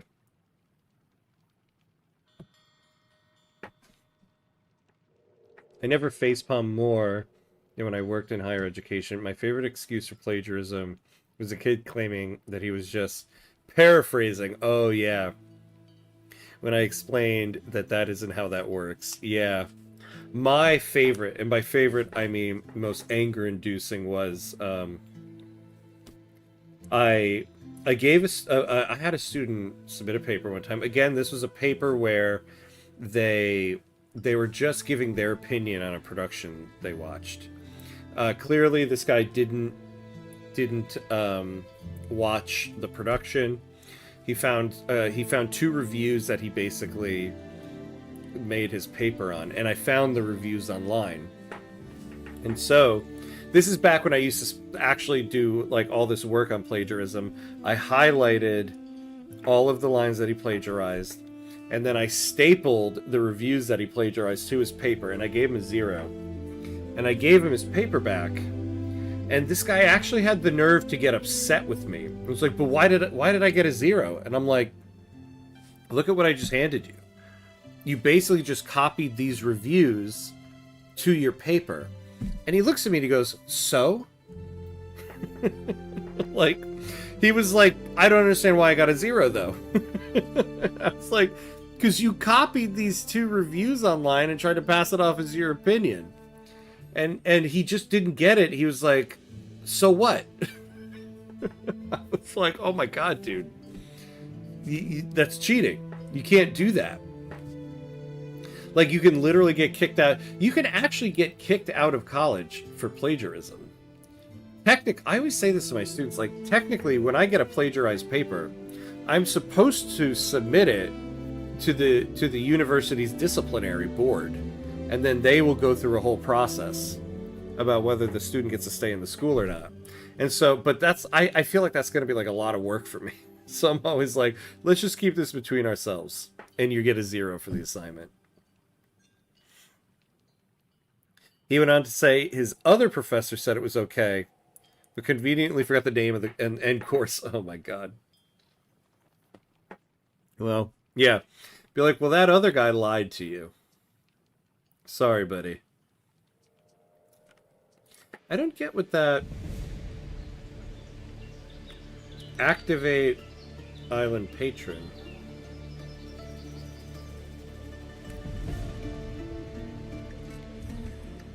Is there like a... Oh.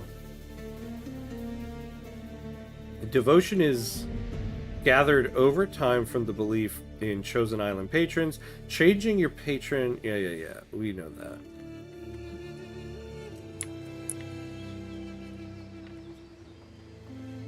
It was such a problem where I was that it earned you an autofill for the course in academic probation. Yeah. Yeah, exactly. What subject matter did you teach?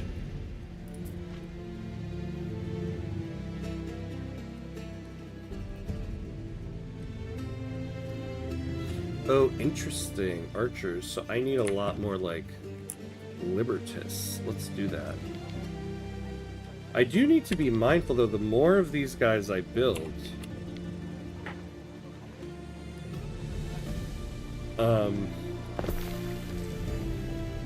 the more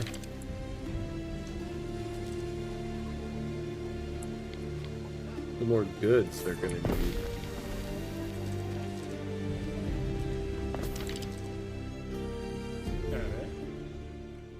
Some goods are in short supply, and your residents are not getting what they need.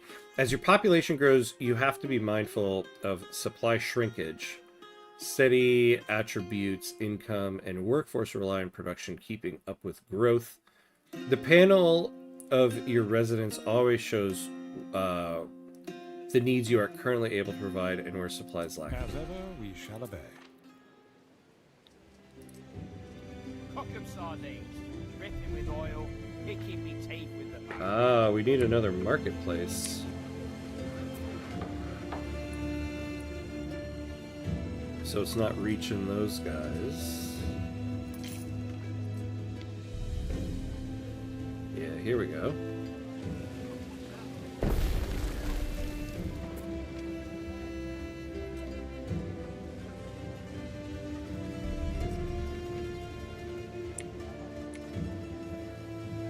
See, I wanna finish off this whole little section here.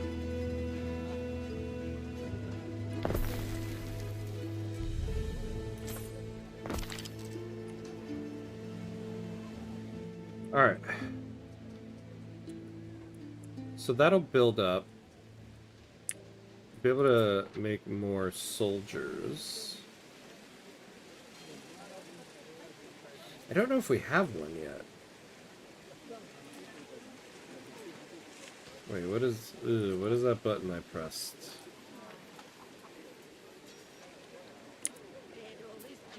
Oh, okay, there we go.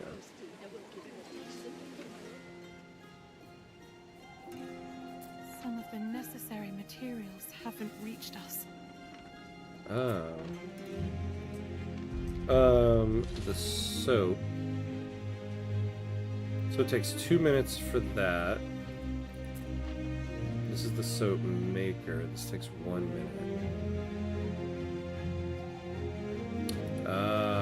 I'm gonna need more than one lavender farm. What's the area effects? What am I getting? Oh, +1 happiness. Okay.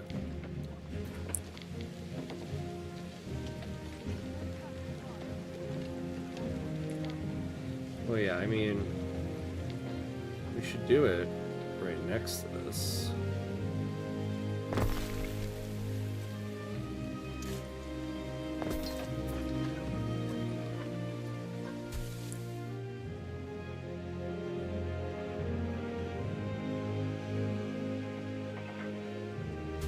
There we go. Yeah, I should have built 2 of these to begin with. Okay. Despite my horrible grammar in chat, English, no worries. Yeah, no worries on that. Focusing on remedial writing. Most of the students enrolled hadn't ever written more than 2 papers in high school. So I was, their gentle introduction into college writing. Oh my god. I need you for my classes. Oh my god.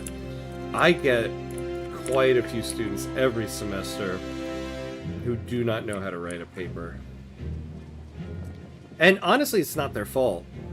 It's very clear that, like, their high school didn't prepare them to be able to write a paper, you know? Like, it's really sad. But you need to be able to string some words together.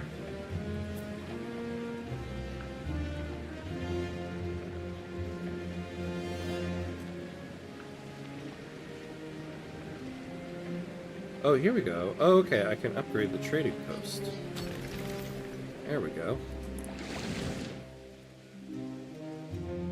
I wonder if I should have more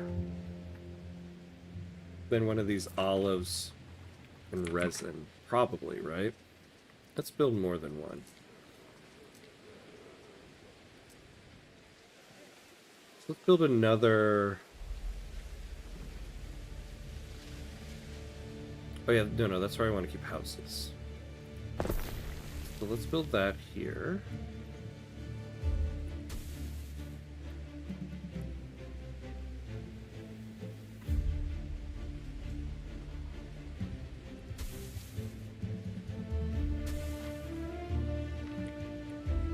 And then we need more houses.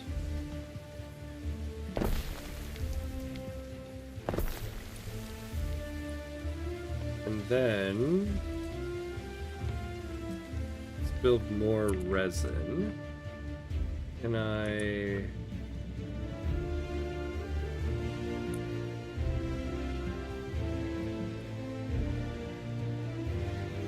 If I put it right... Yeah, if I put it right here, it doesn't interfere with anybody. There is a shortage of workforce in one of your cities. Yeah. This guy, always doom and gloom, this guy.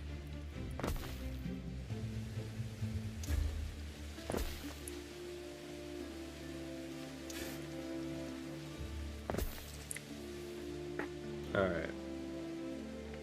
Hey, Java, what's up? What's up? How you doing, my friend? Good to see you. How's it going? Haven't seen you in a couple days because I was gone for a couple days. How are you? Yeah, it's really a problem. I had students have full panic attacks about 3 pages double spaced. Oh my god, I know what you mean. That's what my paper is.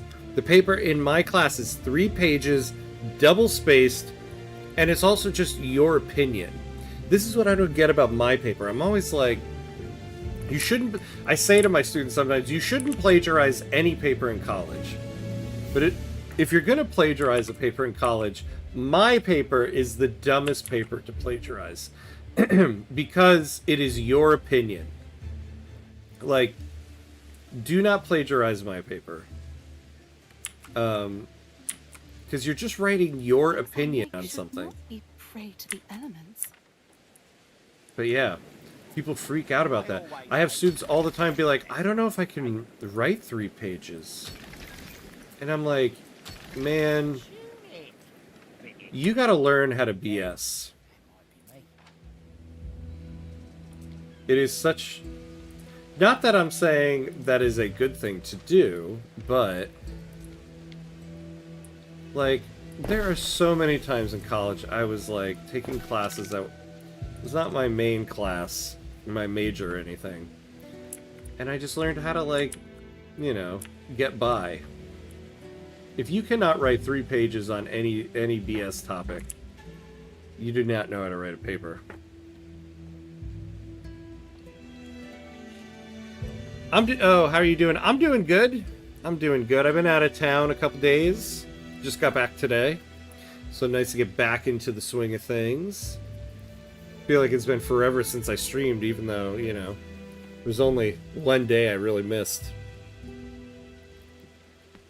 I hope you stay safe with that storm coming. Yeah, I know. I have a feeling it's going to be a big to-do about nothing. Everybody's like, you know, it's going to be a snowpocalypse. And then I feel like it's not going to be a snowpocalypse. It's going to be just fine.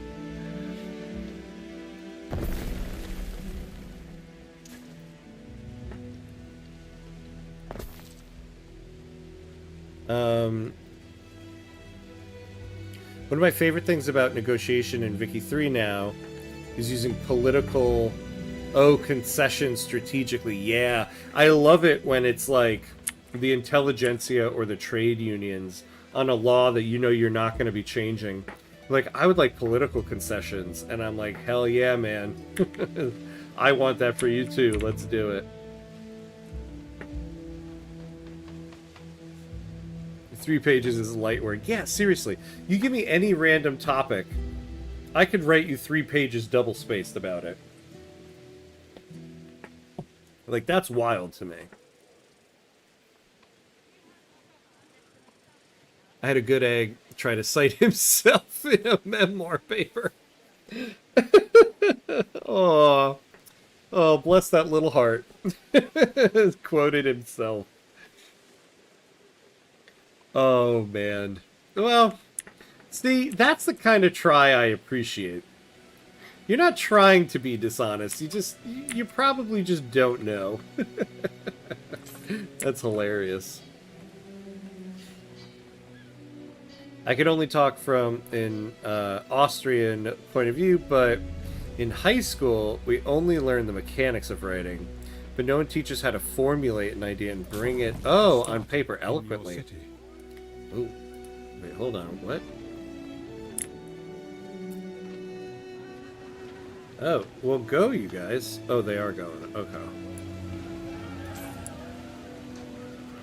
Did I block the road?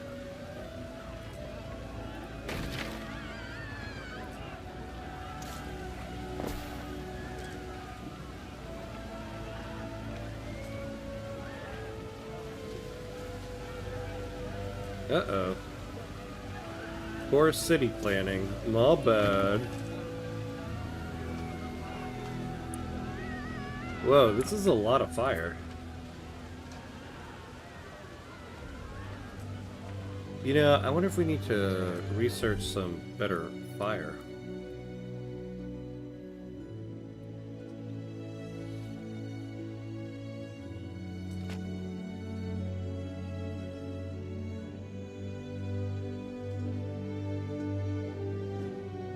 Yeah, here we go. That's what we need right there.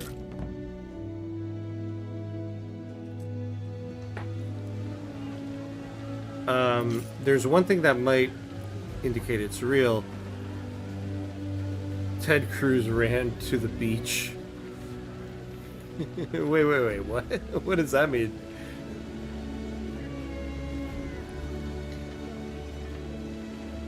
There's one thing that might indicate it's real. Ted Cruz ran to the beach. I don't even know what that's a reference to, and it sounds funny.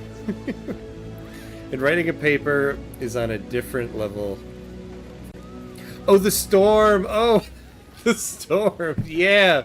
Oh my god, that's a throwback right there, J-Makers. That is 10 points to J-Makers.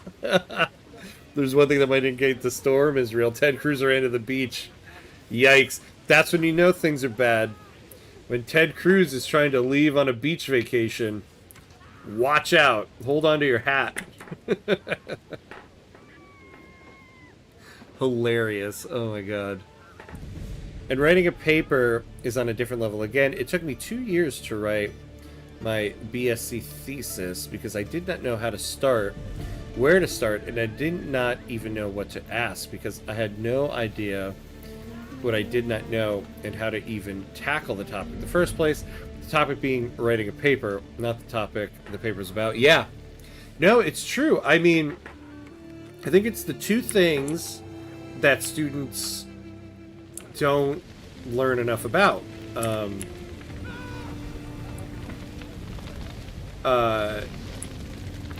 to write a paper, or how to write, and how to speak in public. How to speak in front of a group of people. The fact that I'm a writer helped me so much in college. I had a roommate in college who actually, now that I think about it, yeah, he was Venezuelan. But he would always say to me, and I know this was partially true and him just like trying to like BS me. He was like, "Oh, my English isn't my first language and I gotta write these papers. Could you please just write this paper for me?" And so he was a business major. He would get like this single sheet of notes about a company, and he had to write a 2-page paper about the business strategy of that company. So I started writing the papers for him just as like a, you know, like a challenge. Like, could I do this? So I remember the first one I did was Nike.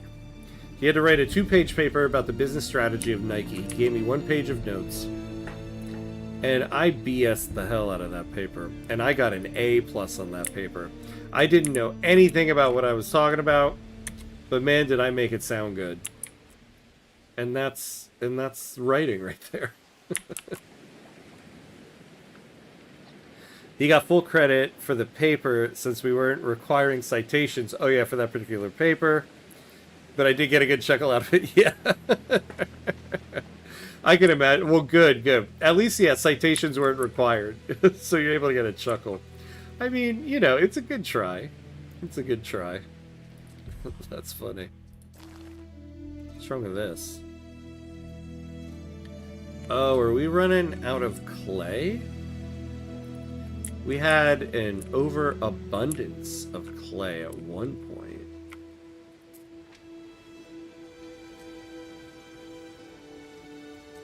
Ooh. Yikes. And who are we trading it with?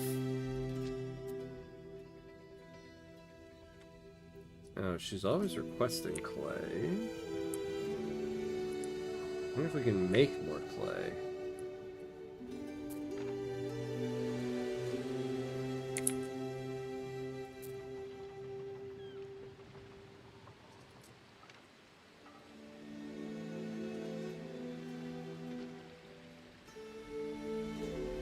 Yeah, he ran to the beach when the last freeze came to Texas. Yeah, I almost forgot. Almost forgot about that. If it's real, Ted Cruz would be in Cancun. Yeah. Oh my god. I love that people around the world know that about Ted Cruz. He is the worst. During the last snowstorm, Ted Cruz ran off and got caught. Yeah, he blamed his daughters for... Yeah, that's right. That was the other thing. He blamed his kids. Like, what a jerk. Oh, I was just going to help my kids out. Like, oh my god. What a jerk. Oh man. Okay, so if we're gonna build more clay, it's gonna be pretty far. We'll definitely need to put another, like another warehouse there. I have nothing nice to say about old Ted. Yeah. Yeah, me neither. And apparently no one in Congress does either. Apparently the only bipartisan thing in Congress is that everybody hates Ted Cruz. Which is hilarious. Which is hilarious. We should deport him to Cuba. Yeah, he's Texas's Justin Bieber. Yeah, even right-wingers despise the guy. I know, isn't that hilarious? The one thing Democrats and Republicans can agree on is that we all hate Ted Cruz. Nobody likes that guy. I especially love that one moment there was during one of the Republican primary debates in one of the years. Him and Marco Rubio got into it. Something about who knows Spanish. And there was a moment where Ted Cruz and Marco Rubio started yelling at each other in Spanish. And it was like, and you're watching the Republican primary, and I was just like, this is crazy times. I said back then, this is crazy times, and man, I had no idea what I was about to see. He and Ben Shapiro should get married. Oh my god. Republican dream wedding. Oh. God. What a horrible wedding that would be to go to. Can you imagine? Can you imagine? Oh. Alright, so we're at the 2-hour mark, so we gotta take a 90-second break here, so that we don't get hit by ads. Pay homage to our god of ads. Oh, no. Sorry, Ceres. You're our real god. But we also have the gods of ads. Alright, so 90 seconds, and we will be right back.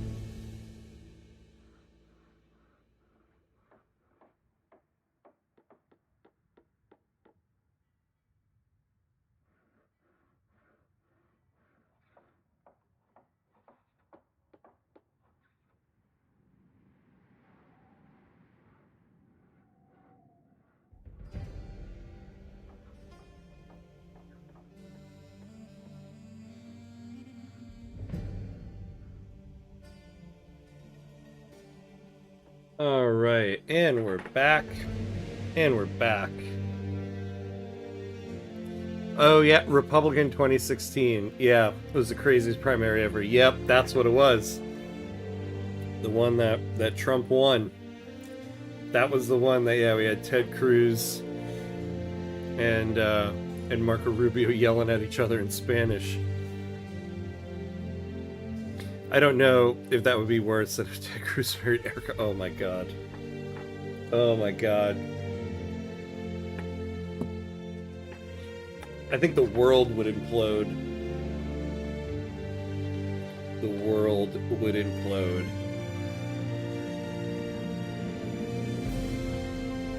I'm actually surprised we haven't seen Erica Kirk in the media more.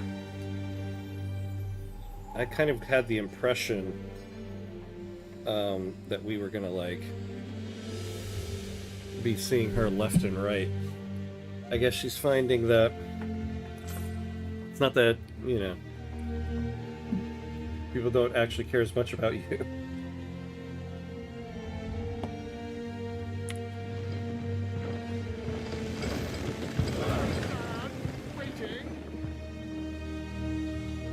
Alright, we got this military ship.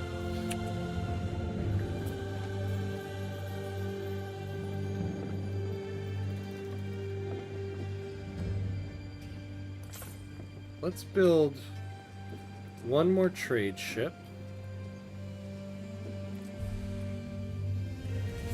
Now, are we close? Welcome, Maxima. It's my favorite governor. No, nothing yet.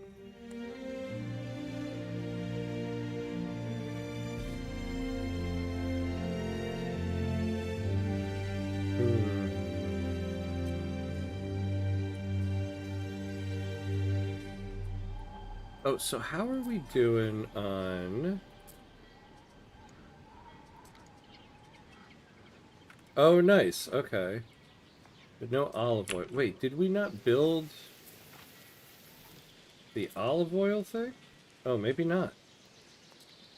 We gotta build that.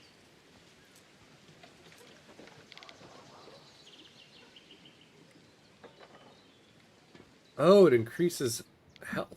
Okay.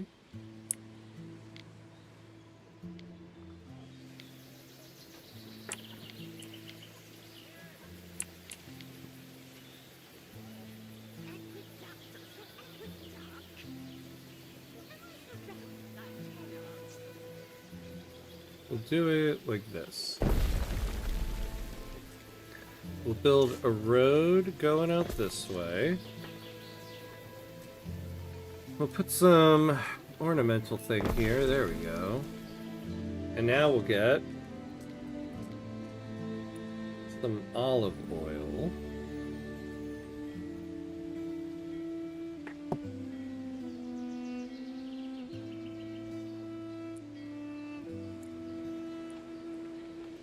Oh, I never ended up doing this thing either. So build us one of those guys.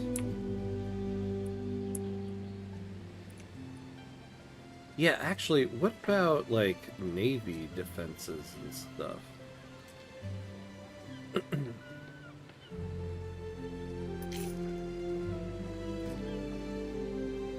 Oh. Do I have a weaponsmith? I don't think so.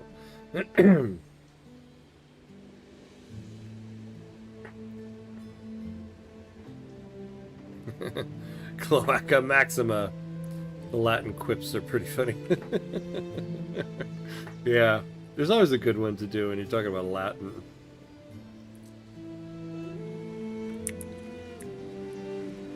Oh yeah, okay, so we need iron. Yeah, we need to make weapons, right?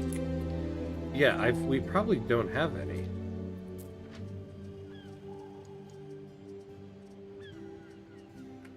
We have 7 weapons. Alright. So let's build some iron.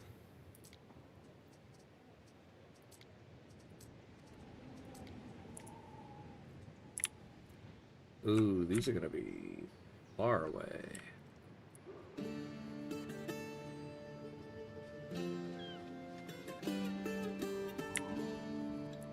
So we're probably gonna have to centralize production somewhere.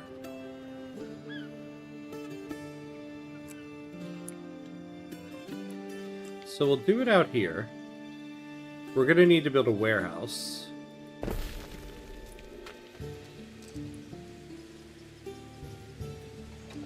Although, you know, hold on.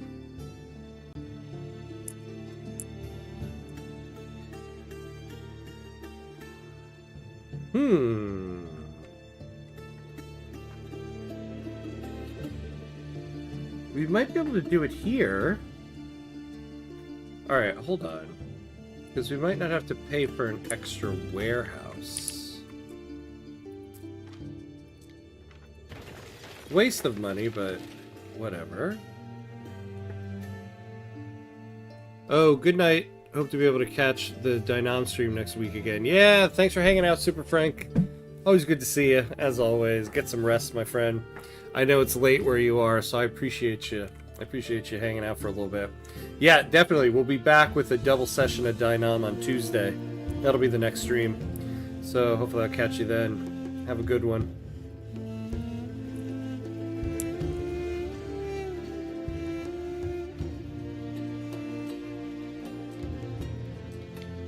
Yeah, here we go. Oh, it's early again. Not late. Oh man, it's so late it's early. Oh no. Well, then I appreciate it even more.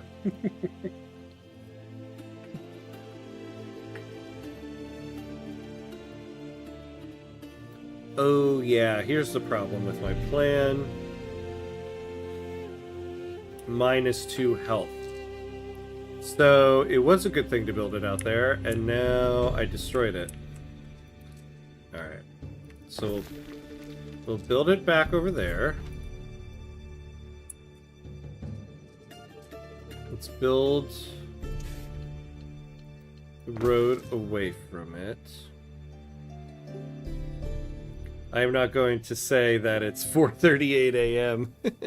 and that is my trigger to just turn my PC off and go to bed. Oh no. Well, tomorrow's Saturday. Tomorrow's Saturday. You can sleep in, I hope. Well, man, I appreciate it then. Hanging out with me doing all these silly things till 4:38 a.m. I appreciate it. It's always good hanging out with you on these. Talking about all the silly stuff that the politicians here in America do. I appreciate it.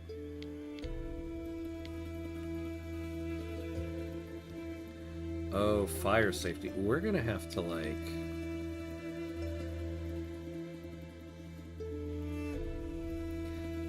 Alright, yeah, we'll build this right there. I'm trying to wake up, but I'm not staying. Oh, okay. Sorry. Yeah, no worries. I appreciate you hanging out with the time you had. Good to see you, though. Yeah, next week I'll be back with a full schedule. This week was a very shortened one because I was out of town for a little bit. But next week we will be back in action as we normally are. Yeah, I got my sleep schedule enough under control to be able to show up at work during the work week at 8 a.m. So everything is fine. Nice.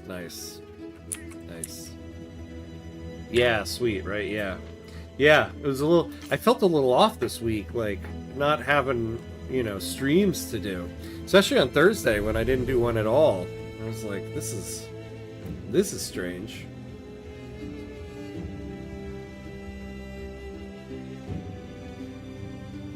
Area effect, +1 income, -2 fire. Okay. See, I feel like I still kind of just want the weaponsmith out here. We'll extend the road.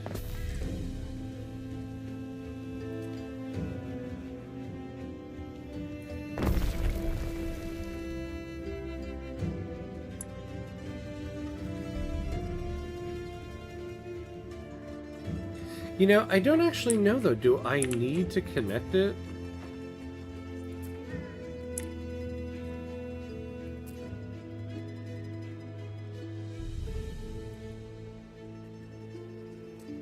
Yeah, I guess I do. I guess I gotta connect the road to everything else.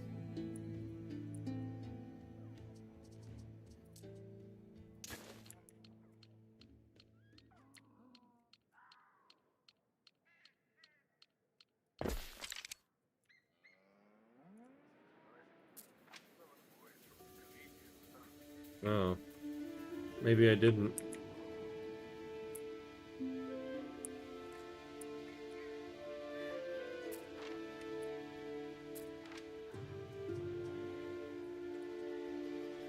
Missing goods. I don't get... What's the problem here? What's wrong with the iron mine?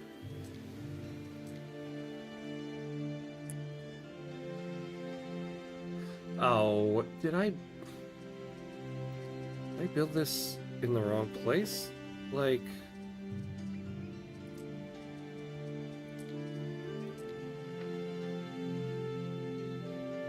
No, it says iron can be built here.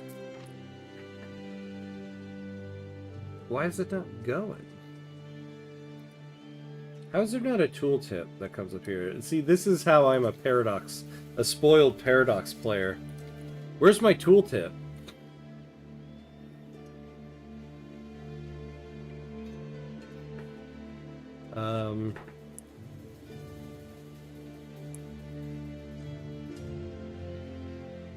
Oh. Because the game was paused. That's why. Because I'm the biggest idiot of idiots. Oh, that's why it's not working. Because the game is paused. Yeah. Where's my tooltip? Tell me where I'm going wrong. No, it helps to unpause the game. Ah. I see. Alright, we need another, more people, though. So...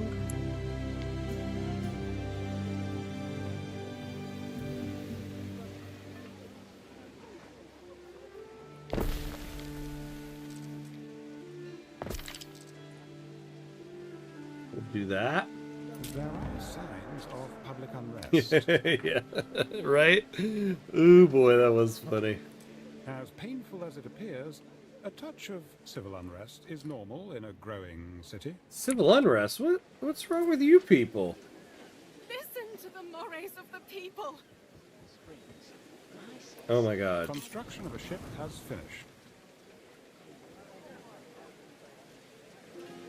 No sardines, no porridge, no bread. We had bread for days before. Oh my god, tell me there's just a ton of bread piled up. Oh my god. Okay. We gotta fix that. That's me going back to old Total War games. I swear there's tooltips in here. Oh. Yeah. Right? Paradox has us all spoiled.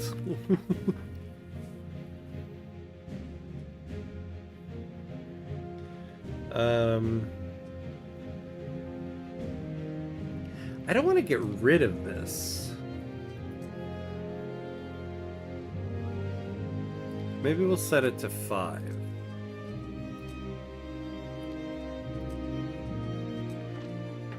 Oh, no. Did I save it? No.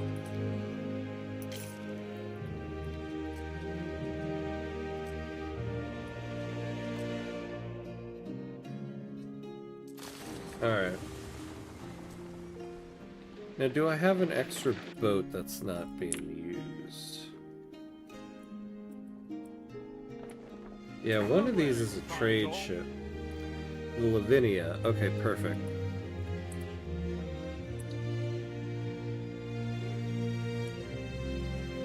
So you go over here. You're gonna grab a bunch of bread. Actually, I wonder if these guys have an abundance of sardines. No, they do.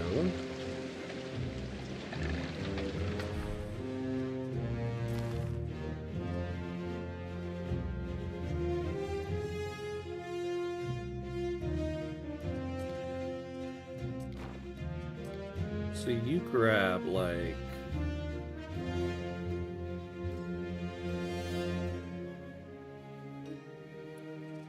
let's say 15. And then you let them go there. So that'll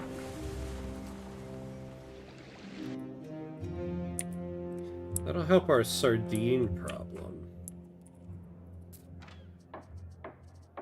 Because they need a little bit more of that. Tunics. Oh, and the hats.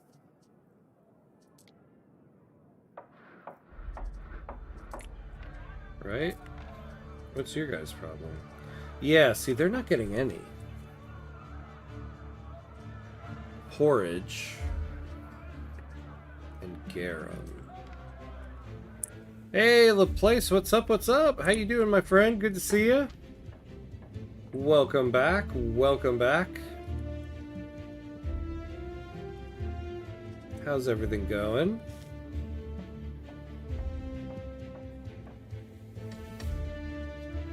Yeah, now we got no tunics or hats.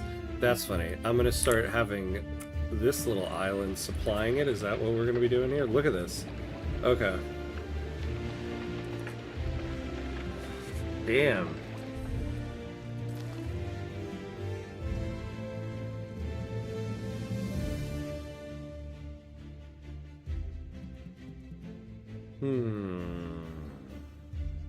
Maybe I can add this into this route.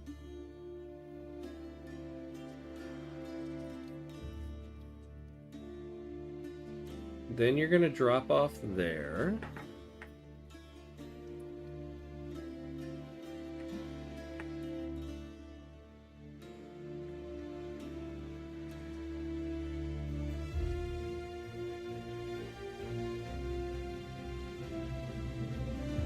So you're loading up, you're letting go. Then I want you to come here and load up. Oh, no, actually, hold on. Yeah, and then because you're over there, you stop here and you load up about 15 hats. And 15 tunics. Not well. My motorbike just broke down now in the auto shop to be repaired. Oh no. I'm sorry. Oh, that sucks. By the way, I heard the US leave so many world organizations, including WHO and WTO. Probably. At this point, it's so, there's so much craziness happening. It's like, it's almost like, it's just hard to keep up. And I kind of think that's the point. I'm starting to really realize just how much a lot of what's happening, unfortunately, because it's like destabilizing the world, is happening so that we don't pay attention to the Epstein files. And like, there's just so much nonsense going on, it's just like impossible to keep up with it. But yeah, that probably has happened.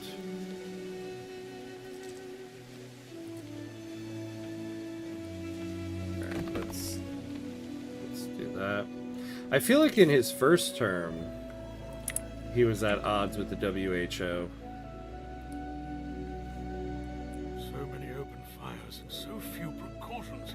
Don't you realize your whole city could go up at any time? Oh, you know, old dude there makes a point. We don't have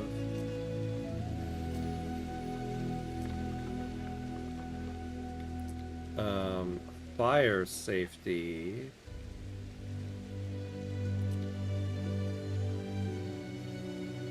Yeah, here we go.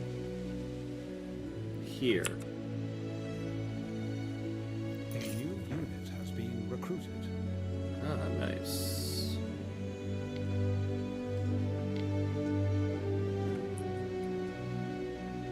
Yeah, we'll put them right here.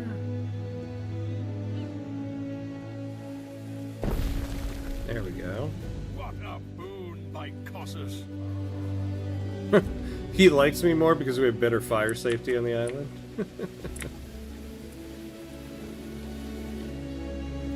Every day I wonder what hellish nightmare animal I've been transported into, yeah. Seriously. Every morning it's like status report.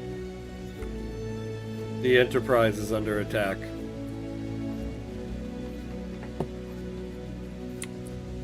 Oh, we need more houses here.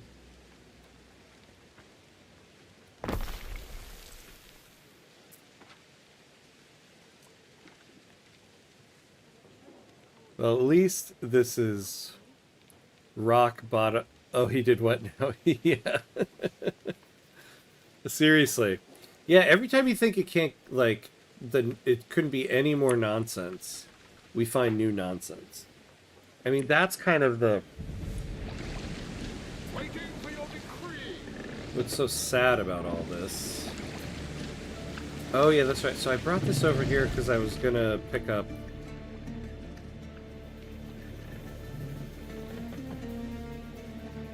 What was it I was going to pick up? What are we missing on the other island?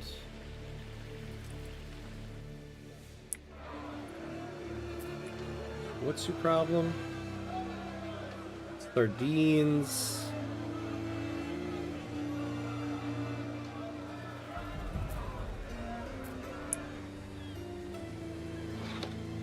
Well, wait, hold on. Garum and bread.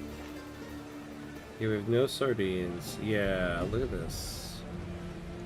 I didn't keep up with the demand. Whoopsie. So sardines, tunics, hats. The garum and the bread.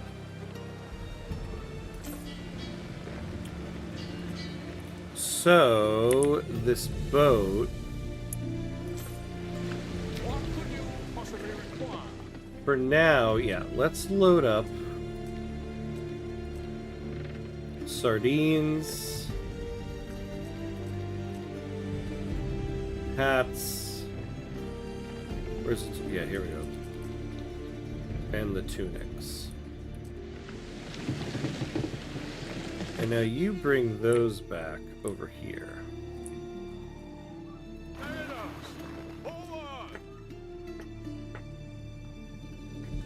Last night morning, I got into an argument with an American. I presume he's probably an African American. My argument is that Black America not move on from the whole slavery thing was that 150 years ago. Rather than moving on, they stuck at victimize themselves to individual level and blame everyone. Yeah, no, I disagree with that quite a lot.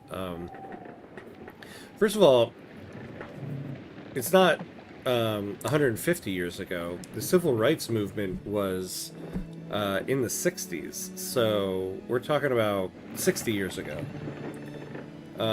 Equal rights was in the U.S. On the basis of race. It was only 60 years ago. And there's still a ton of racist institutions in the United States, or at least institutions that were built at at a time of extreme racism and have not been updated.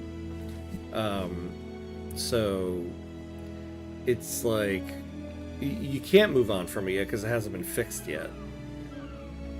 When you look at statistics in the United States, it's just very clear that there is a bias against Black Americans. I mean, you just look at the percentage of Americans that are Black and the percentage of Black people incarcerated in the United States. The statistics are just outrageous. So the idea of moving on from it, you can't really move on from it until you fix it. I mean, even right now, our government right now is trying to abolish the Voting Rights Act. the act that was put in place to give equal voting rights to people, and we're currently trying to get rid of it. So, you know, I don't think there's any victimizing going. I think it's like the concerns are very real and haven't been addressed.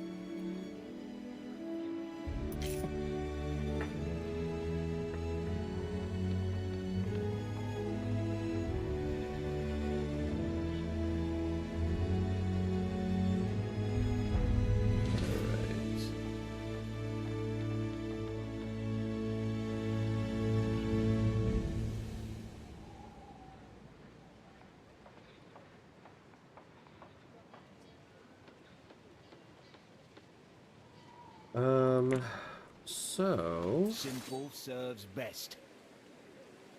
Hey, look at this. We got our first unit.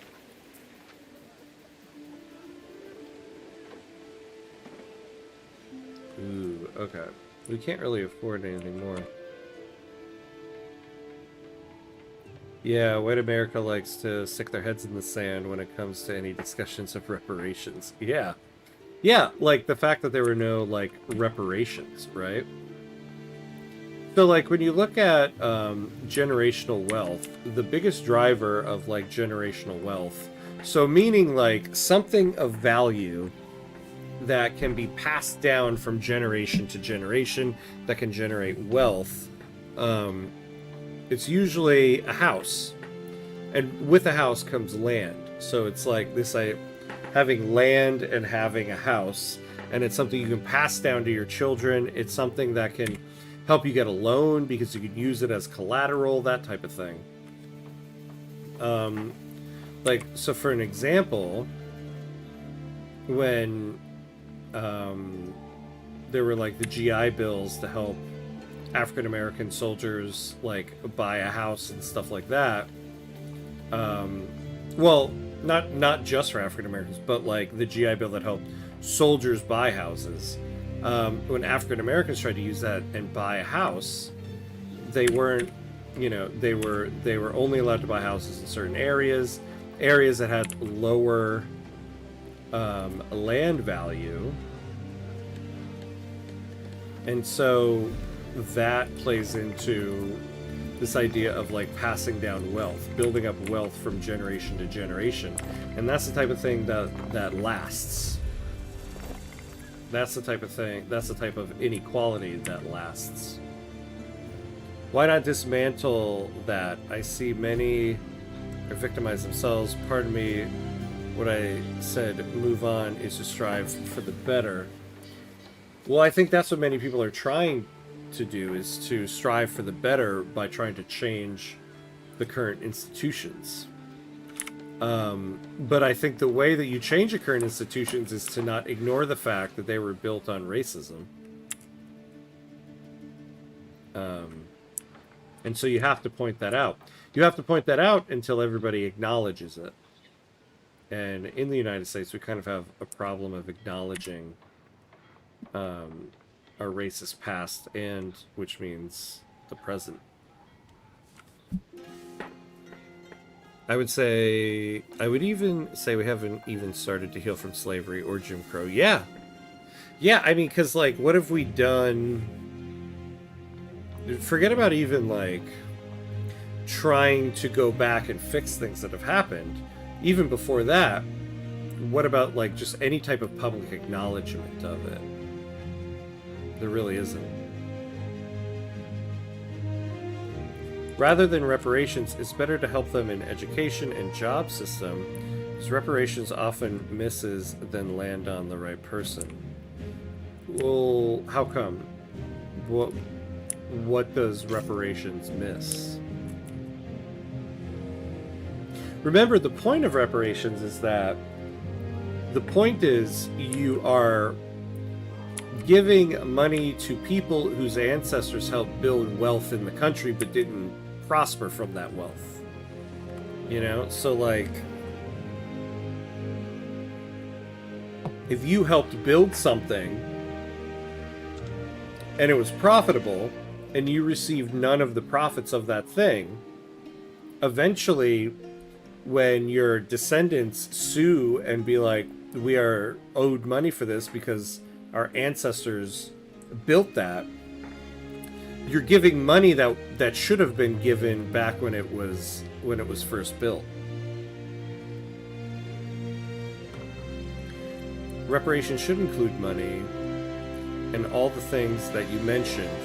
Remember that America is the country where you have to pay to have a child. Yeah. Yeah, exactly. Everything costs money.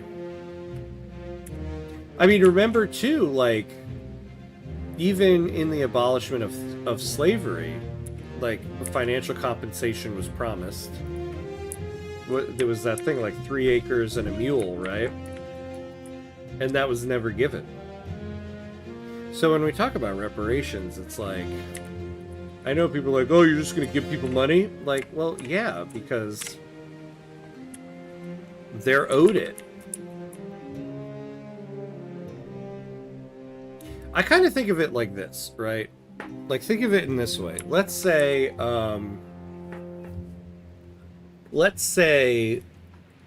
take the movie, what was the movie that made, like, a ton of money? Let's take the first Terminator movie, because that came out in, like, the 80s, right? Let's say you find out that a big secret of your family was that your grandfather actually wrote the script for the Terminator. James Cameron stole the Terminator from your or you know what? Your grandmother, your grandfather or your grandmother, your grandparent. James Cameron stole the script for the Terminator from your grandparent. And you find that out. Are you telling me you are not going to sue James Cameron and be like, my grandparents should have gotten a cut of all that money from the Terminator, and they didn't. And yeah, I didn't write it, but my grandparent did, and they were owed that money, and that money would have been passed down to me. You absolutely would do that. And not only would you absolutely do that, you would absolutely be given money in court over that. So why is it, when it comes to reparations, this idea of all of these people's descendants built these institutions of profit, but got no financial gain from it, that why would their descendants not be given legal compensation for it? In any other instance, you would be owed that. Like, I'm a writer. I have things that I've written. If after I die, suddenly they become popular and they gain a lot of money, I certainly hope my kids are going to get money off of it. If I didn't get to have the money, I certainly hope my kids are getting it, you know? Financial compensation is absolute, but education will help people are going to be aware and help them to be more represented in society and political level. Yeah, but see, LaPlace, that's the thing, is that it's a false equivalency. Why can't you do both? In fact, we have laws about educational equality, affirmative action, and currently people are trying to do away with that in our country. Why can't you do both? Both should be done. I wouldn't, if I win and get the money, I will donate them all because they are not money from my hard work, but from other hard work. Well, yeah, but you see, LaPlace, the thing is, that's your choice. You have the choice to do that. If you win that money legally and you get it, it is your money to do with as you choose. And if that's what you choose to do, then that's what you choose to do. But the thing is, you have that choice. And right now there are people in our country here, Black Americans, who don't have that choice, who should be given that choice of what to do with the money that was owed their descendants. And so that's the idea of reparations. And what you're talking about, education and all that, is also true, but there's no reason why you can't do both. It doesn't need to be one or the other. They're two separate things. And we tackled that idea of, like, education, equality, and stuff like that with affirmative action. And currently, our government is trying to do away with it.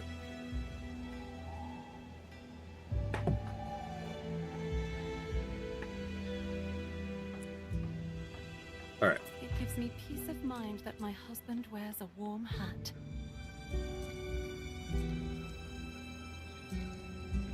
So we're low on sardines. But I still feel like we have a lot over here. I brand the bread I sell as a mark of make and quality. Yeah. So what's the trade route over here?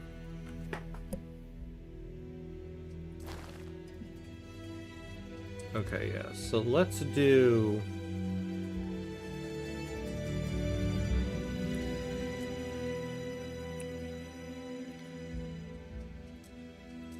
$25 and then 25. Let's do that. So maybe we'll get a little bit more. You know, I don't know at what point we get the other island, or like the other Albion.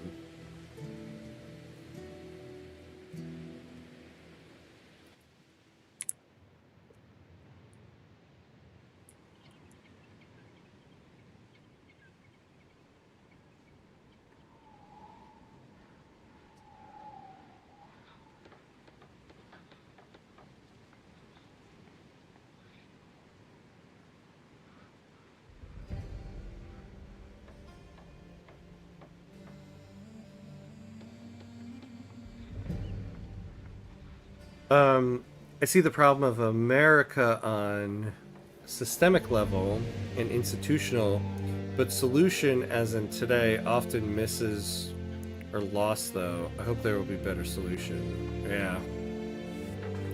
I mean, I think before we can come up with a solution, there needs to be an acknowledgement of the problem. And unfortunately, it doesn't seem like in the United States, there's an acknowledgement that this was a problem in our country. This happened, and this was a problem.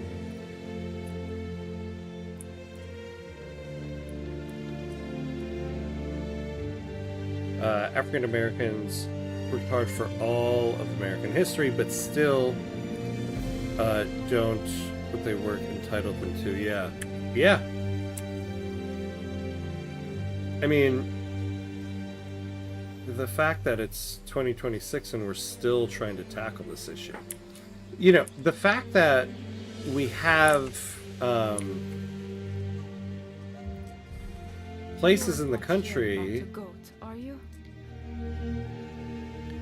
that are trying to get rid of teaching the history of slavery in the country. Like we can't even learn about it in school. Like, I find that to be wild. Just absolutely wild.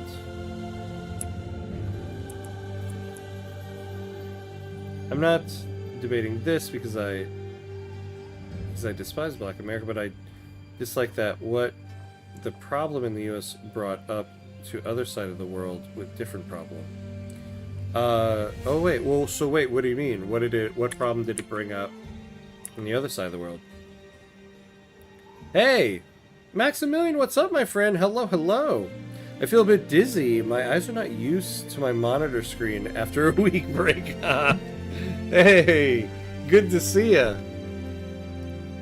That's a horrid haircut. Well, thank you so much. I appreciate that. Don't know how you expect me to respond to that. I was about to say good to see you, but then you come in with something like that. Well, it is what it is. But thanks for the compliment. It's good to see you as well, but I have to be honest. I like the previous one more. Well, noted. It'll be back because I take so long to get haircuts. It'll definitely grow out. It's the only way to get things done. We don't have. Yeah, we're not growing enough of that stuff over here. Not that it matters. I don't live with you anyway. Well, that's true. Yeah, I suppose that's true. Oh, What? Hold on. We got a ton of this stuff over here. Okay, hold on. What's going on with our trade routes?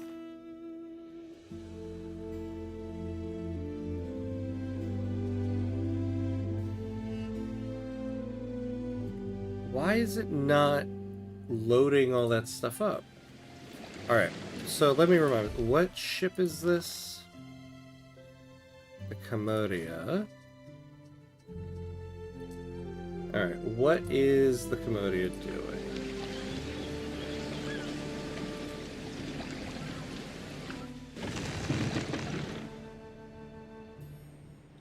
Oh, that's right. I had added an extra leg of the trip. Right? Right? Yeah. So it's going to collect this stuff from there. It's going to drop it off. It's going to get this stuff. No. No, there is no extra leg.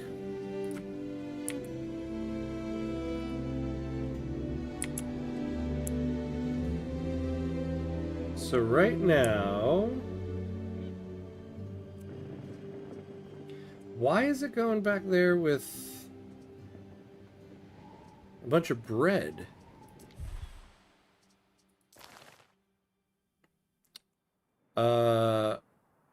The early quarter debate, QRT debating the racism of Papuan when it's different type of problem. Papuan here are free to have what blacks don't have in the early days of Jim Crow. Well then, yeah, I mean, I don't know the details of that over there. But, I mean, if it's a false equivalency, then you should call it out as a false equivalency. I don't think the problem would be what Black Americans are you know, fighting for as rightfully theirs. If the Papuan population there, I don't know the details of it, but if you're saying it's not the same and not justified, then what should be called out is that, the false equivalency. But I don't know the details of it.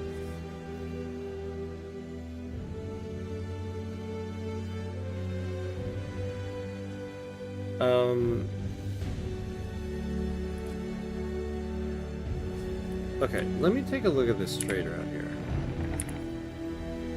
Because a lot more should be taken from that other island.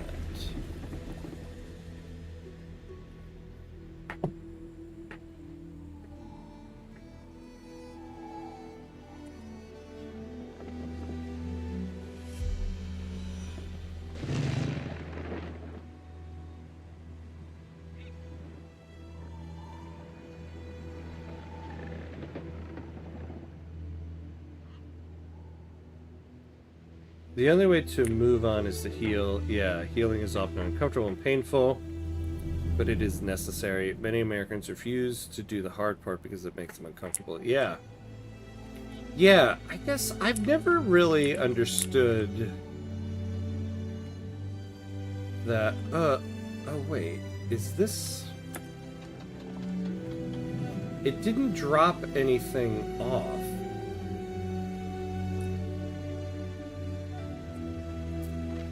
Is that the problem we have? Alright. Hold on. You come back over here. We'll pause that route for a second and get rid of that bread. Oh,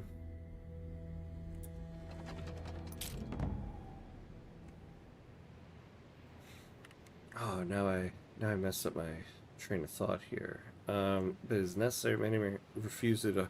Oh yeah. I was gonna say I don't understand this idea of like so when people don't want to, when it makes them uncomfortable talking about slavery. What could you possibly require? I guess I've never really understood that because you can acknowledge slavery and everything that happened and not be like, this is an attack on me. I guess that's the thing. I've never understood how that is like an attack. That like learning about it, talking about it, is an attack on me. It's not. And I've never seen it be an attack on somebody, so I guess I don't get that. There we go. Alright, so now it should be able to load that stuff up. It's a messy debate. The guy wouldn't acknowledge what America have is not what the world has. Yeah, I mean, that would be a weird thing to not acknowledge, that the situation in America is not the same everywhere. So yeah, I guess I would be on your side with that one. What are you discussing about? Laplace brought up this idea of reparations in America and whether they're warranted, and then was talking about it in the context of their home there. Also, teaching in Texas became a nightmare when we weren't able to recommend Mouse and To Kill a Mockingbird. Yeah, I don't get, like, the banned books in Texas, like, wasn't also, like, The Diary of Anne Frank banned? Like, I don't get that.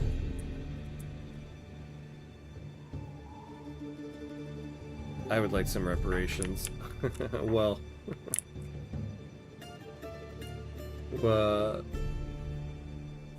were your family members enslaved less than 100 years ago?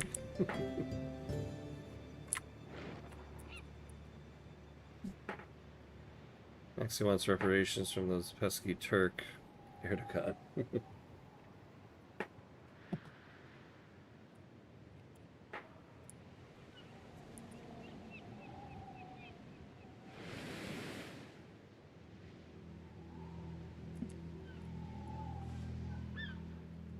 Alright, so I want to see how much this ship loads up. Must be above my pay grade, yeah. Yep. I find everything in life is above my pay grade, because my pay grade is so low.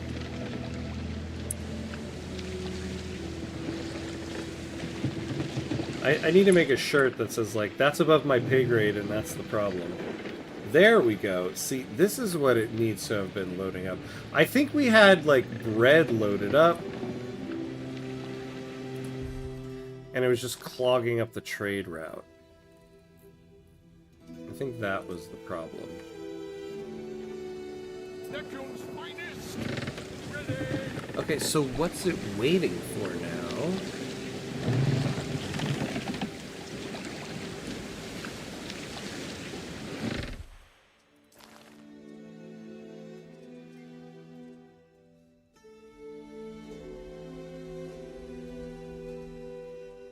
So 50, it's, so 50, 50, and 25. Oh, now it's going.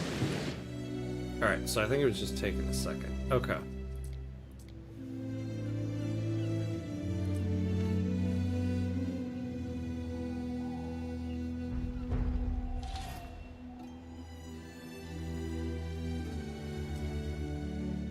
I finished the To Kill a Mockingbird yesterday. The book and movie is a part, the adaptation misses many things. Yeah, I mean, when you adapt something, it can never be word for word.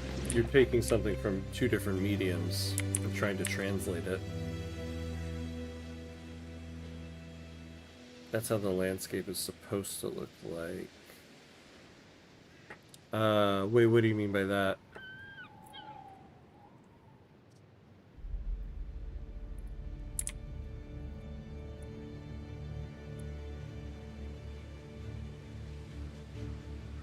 Alright.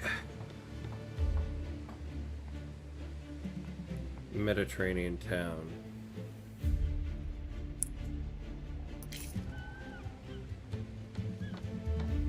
I always prefer the books. I recommend the sequel. It's honestly the better of the two. Is it really? I never read it. I was curious about it. There's a little bit of controversy about it. But, yeah, it's one of those things that I'm like, you know, it's just a fascinating thing, like a sequel to Kill a Mockingbird right before she passes away. But I haven't gotten a chance to read it yet. And it's good to hear that you found it to be the better of the two.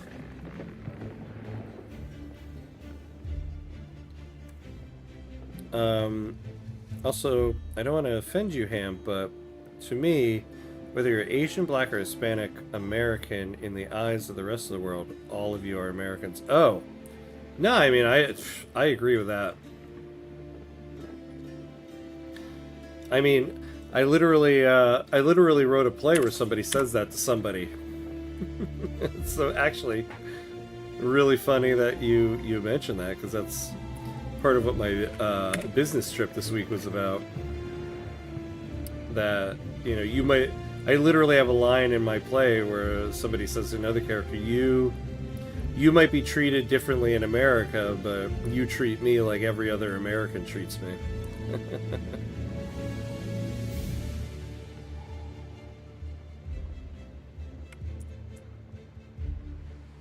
But yeah, I mean, that's why there are problems unique to America.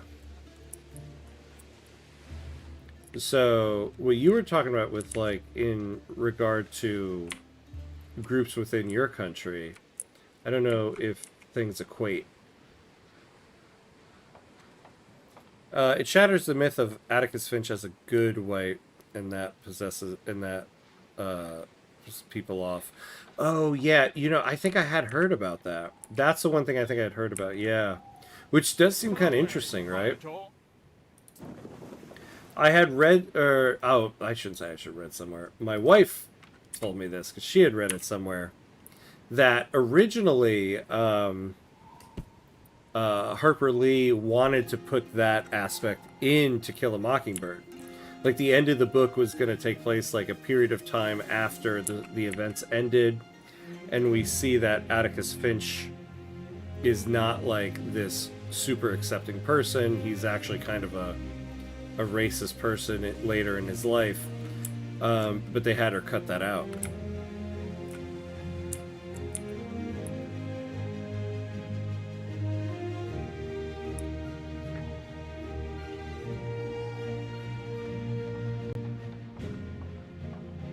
And therein lies the issue. You all see us as American, but African Americans aren't seen as fully American by some Americans. Yeah.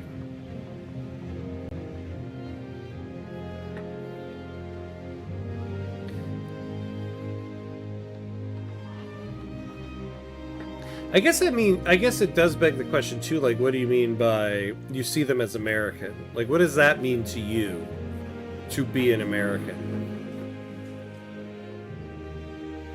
Like, for someone who's not an American, like when you say Asian, Black, Hispanic, American, in the end, you're all Americans. Like, what does it mean to you to be an American?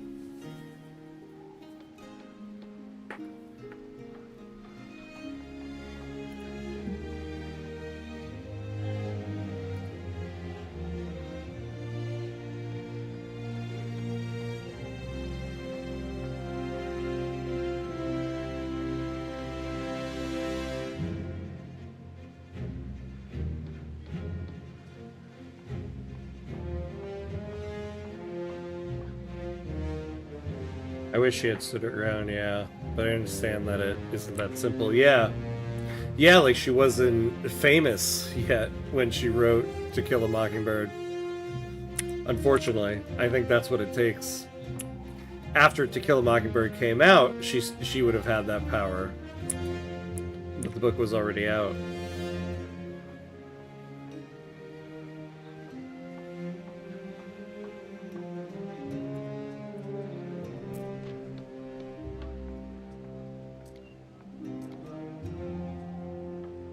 Why?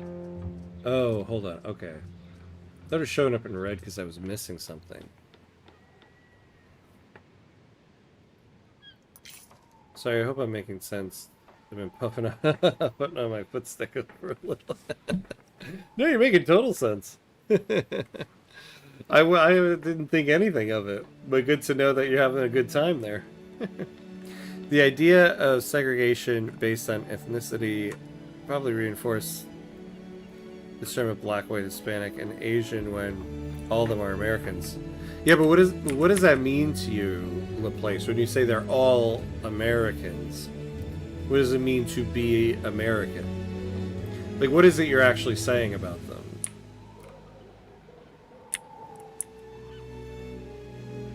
No idea what segregation is. I am from Europe. Yeah, right, yeah. Yeah, Europe, the place where segregation never happened.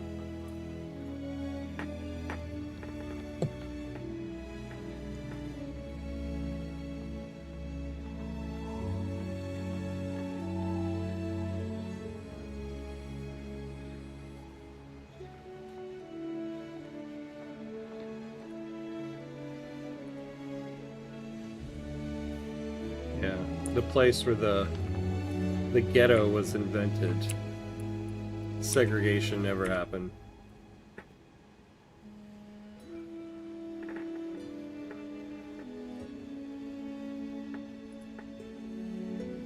Oh, is this our little soldier guys? Oh, look at this. They're just gonna stand there at the ready the whole time. Stop reading. You are not allowed to read. See? See, Max, now you sound like an American. Stop reading. You're not allowed to read history. We don't like it when you read history.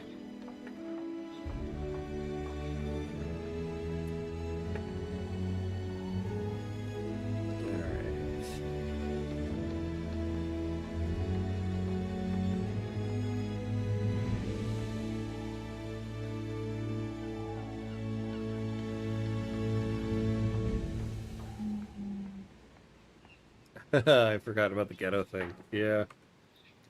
Yep, unfortunately. Unfortunately, that was a thing.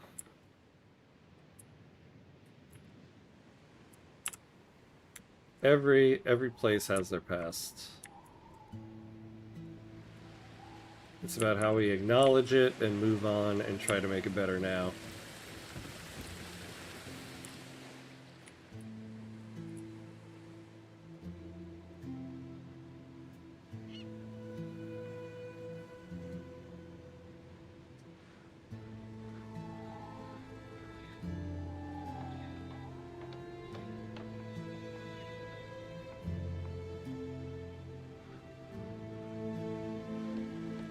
Well, oh, I mean, if you have America's Social Security card or ID that documented you're American, then you are American. What ethnicity doesn't matter to nationality. I mean, that's an idealized way to look at it, but if you're not treated... Yeah, sure, technically you have American citizenship. But if you're not treated the same, is it really fair to be like, you're all American? I mean, we have a secret police in the United States right now of masked people going around and rounding up anybody that's Latinx. So, like, and they are American citizens. Like, you can't say that they're treated the same as me, who can just walk down the street, and most likely ICE would leave me alone until they found out my name. But they wouldn't know that from me walking down the street. So I don't agree that, you know, in the end you're all American. You should be. That should be the goal, but that's not the truth in America right now. People are shot by what is supposed to be the law enforcement. Yeah, exactly. And so, you know, unfortunately that's not America right now. But hopefully someday it will be.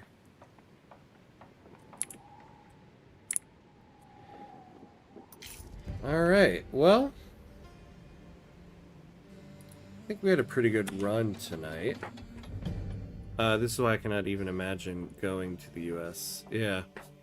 Yeah, it is a very tumultuous time right now, I will say. It's not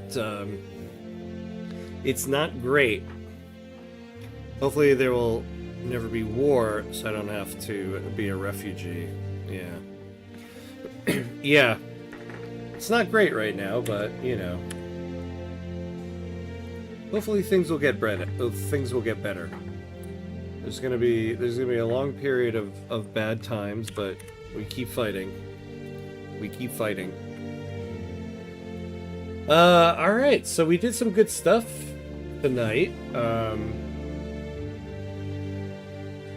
look at that, we're up to level 4. Look at that, Max, we still got the name that you gave us last episode, Neapolis. Yeah, so we did some good work tonight. We got another island. We're getting closer to getting some trade agreements here, which we desperately need. We were at like a negative 100 or something before. I think it was negative 80 maybe. But negative 35 now. So we're moving along there. Yeah, right? Looks good. Thank you, Hare and Bear. It's looking good. Looking good. Good, it's relative. Yeah. I noticed that first thing, of course. Yes. That's right. You must honor the Prime Cuts points redemptions. Yeah, we have Hoplite Citizens, or whatever that unit is. Yep. Simple, What are they calling it? Sagittarius. Oh, I can change the name of it. So it's an Auxilla. Yeah. Alright, but that's going to be it for tonight. So, next week, we will be back with a full stream schedule. This week was a much shortened schedule because I was out of town for a little bit, but next week we will be back.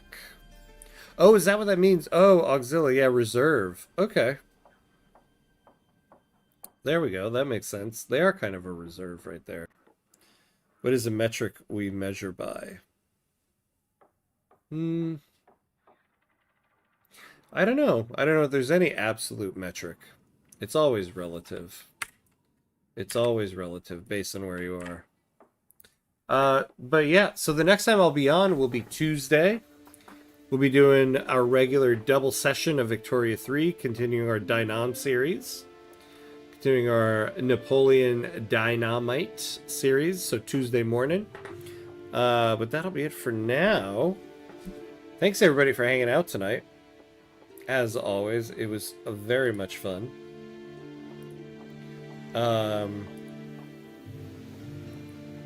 Let's see here. Who do we have on? Who do we have on? Oh, we got our guy Sneaky Spudworth on. You know what? If you're on Twitch, we're going to raid into my friend Sneaky Spudworth.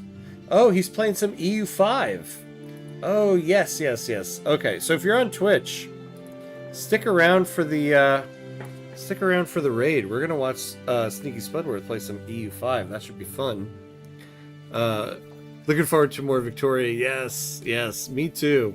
I want to continue that Dynam series. It was fun. Stay warm this weekend. Have a great week, everyone. Yeah, gonna try to. The snowpocalypse. We'll see what it really is.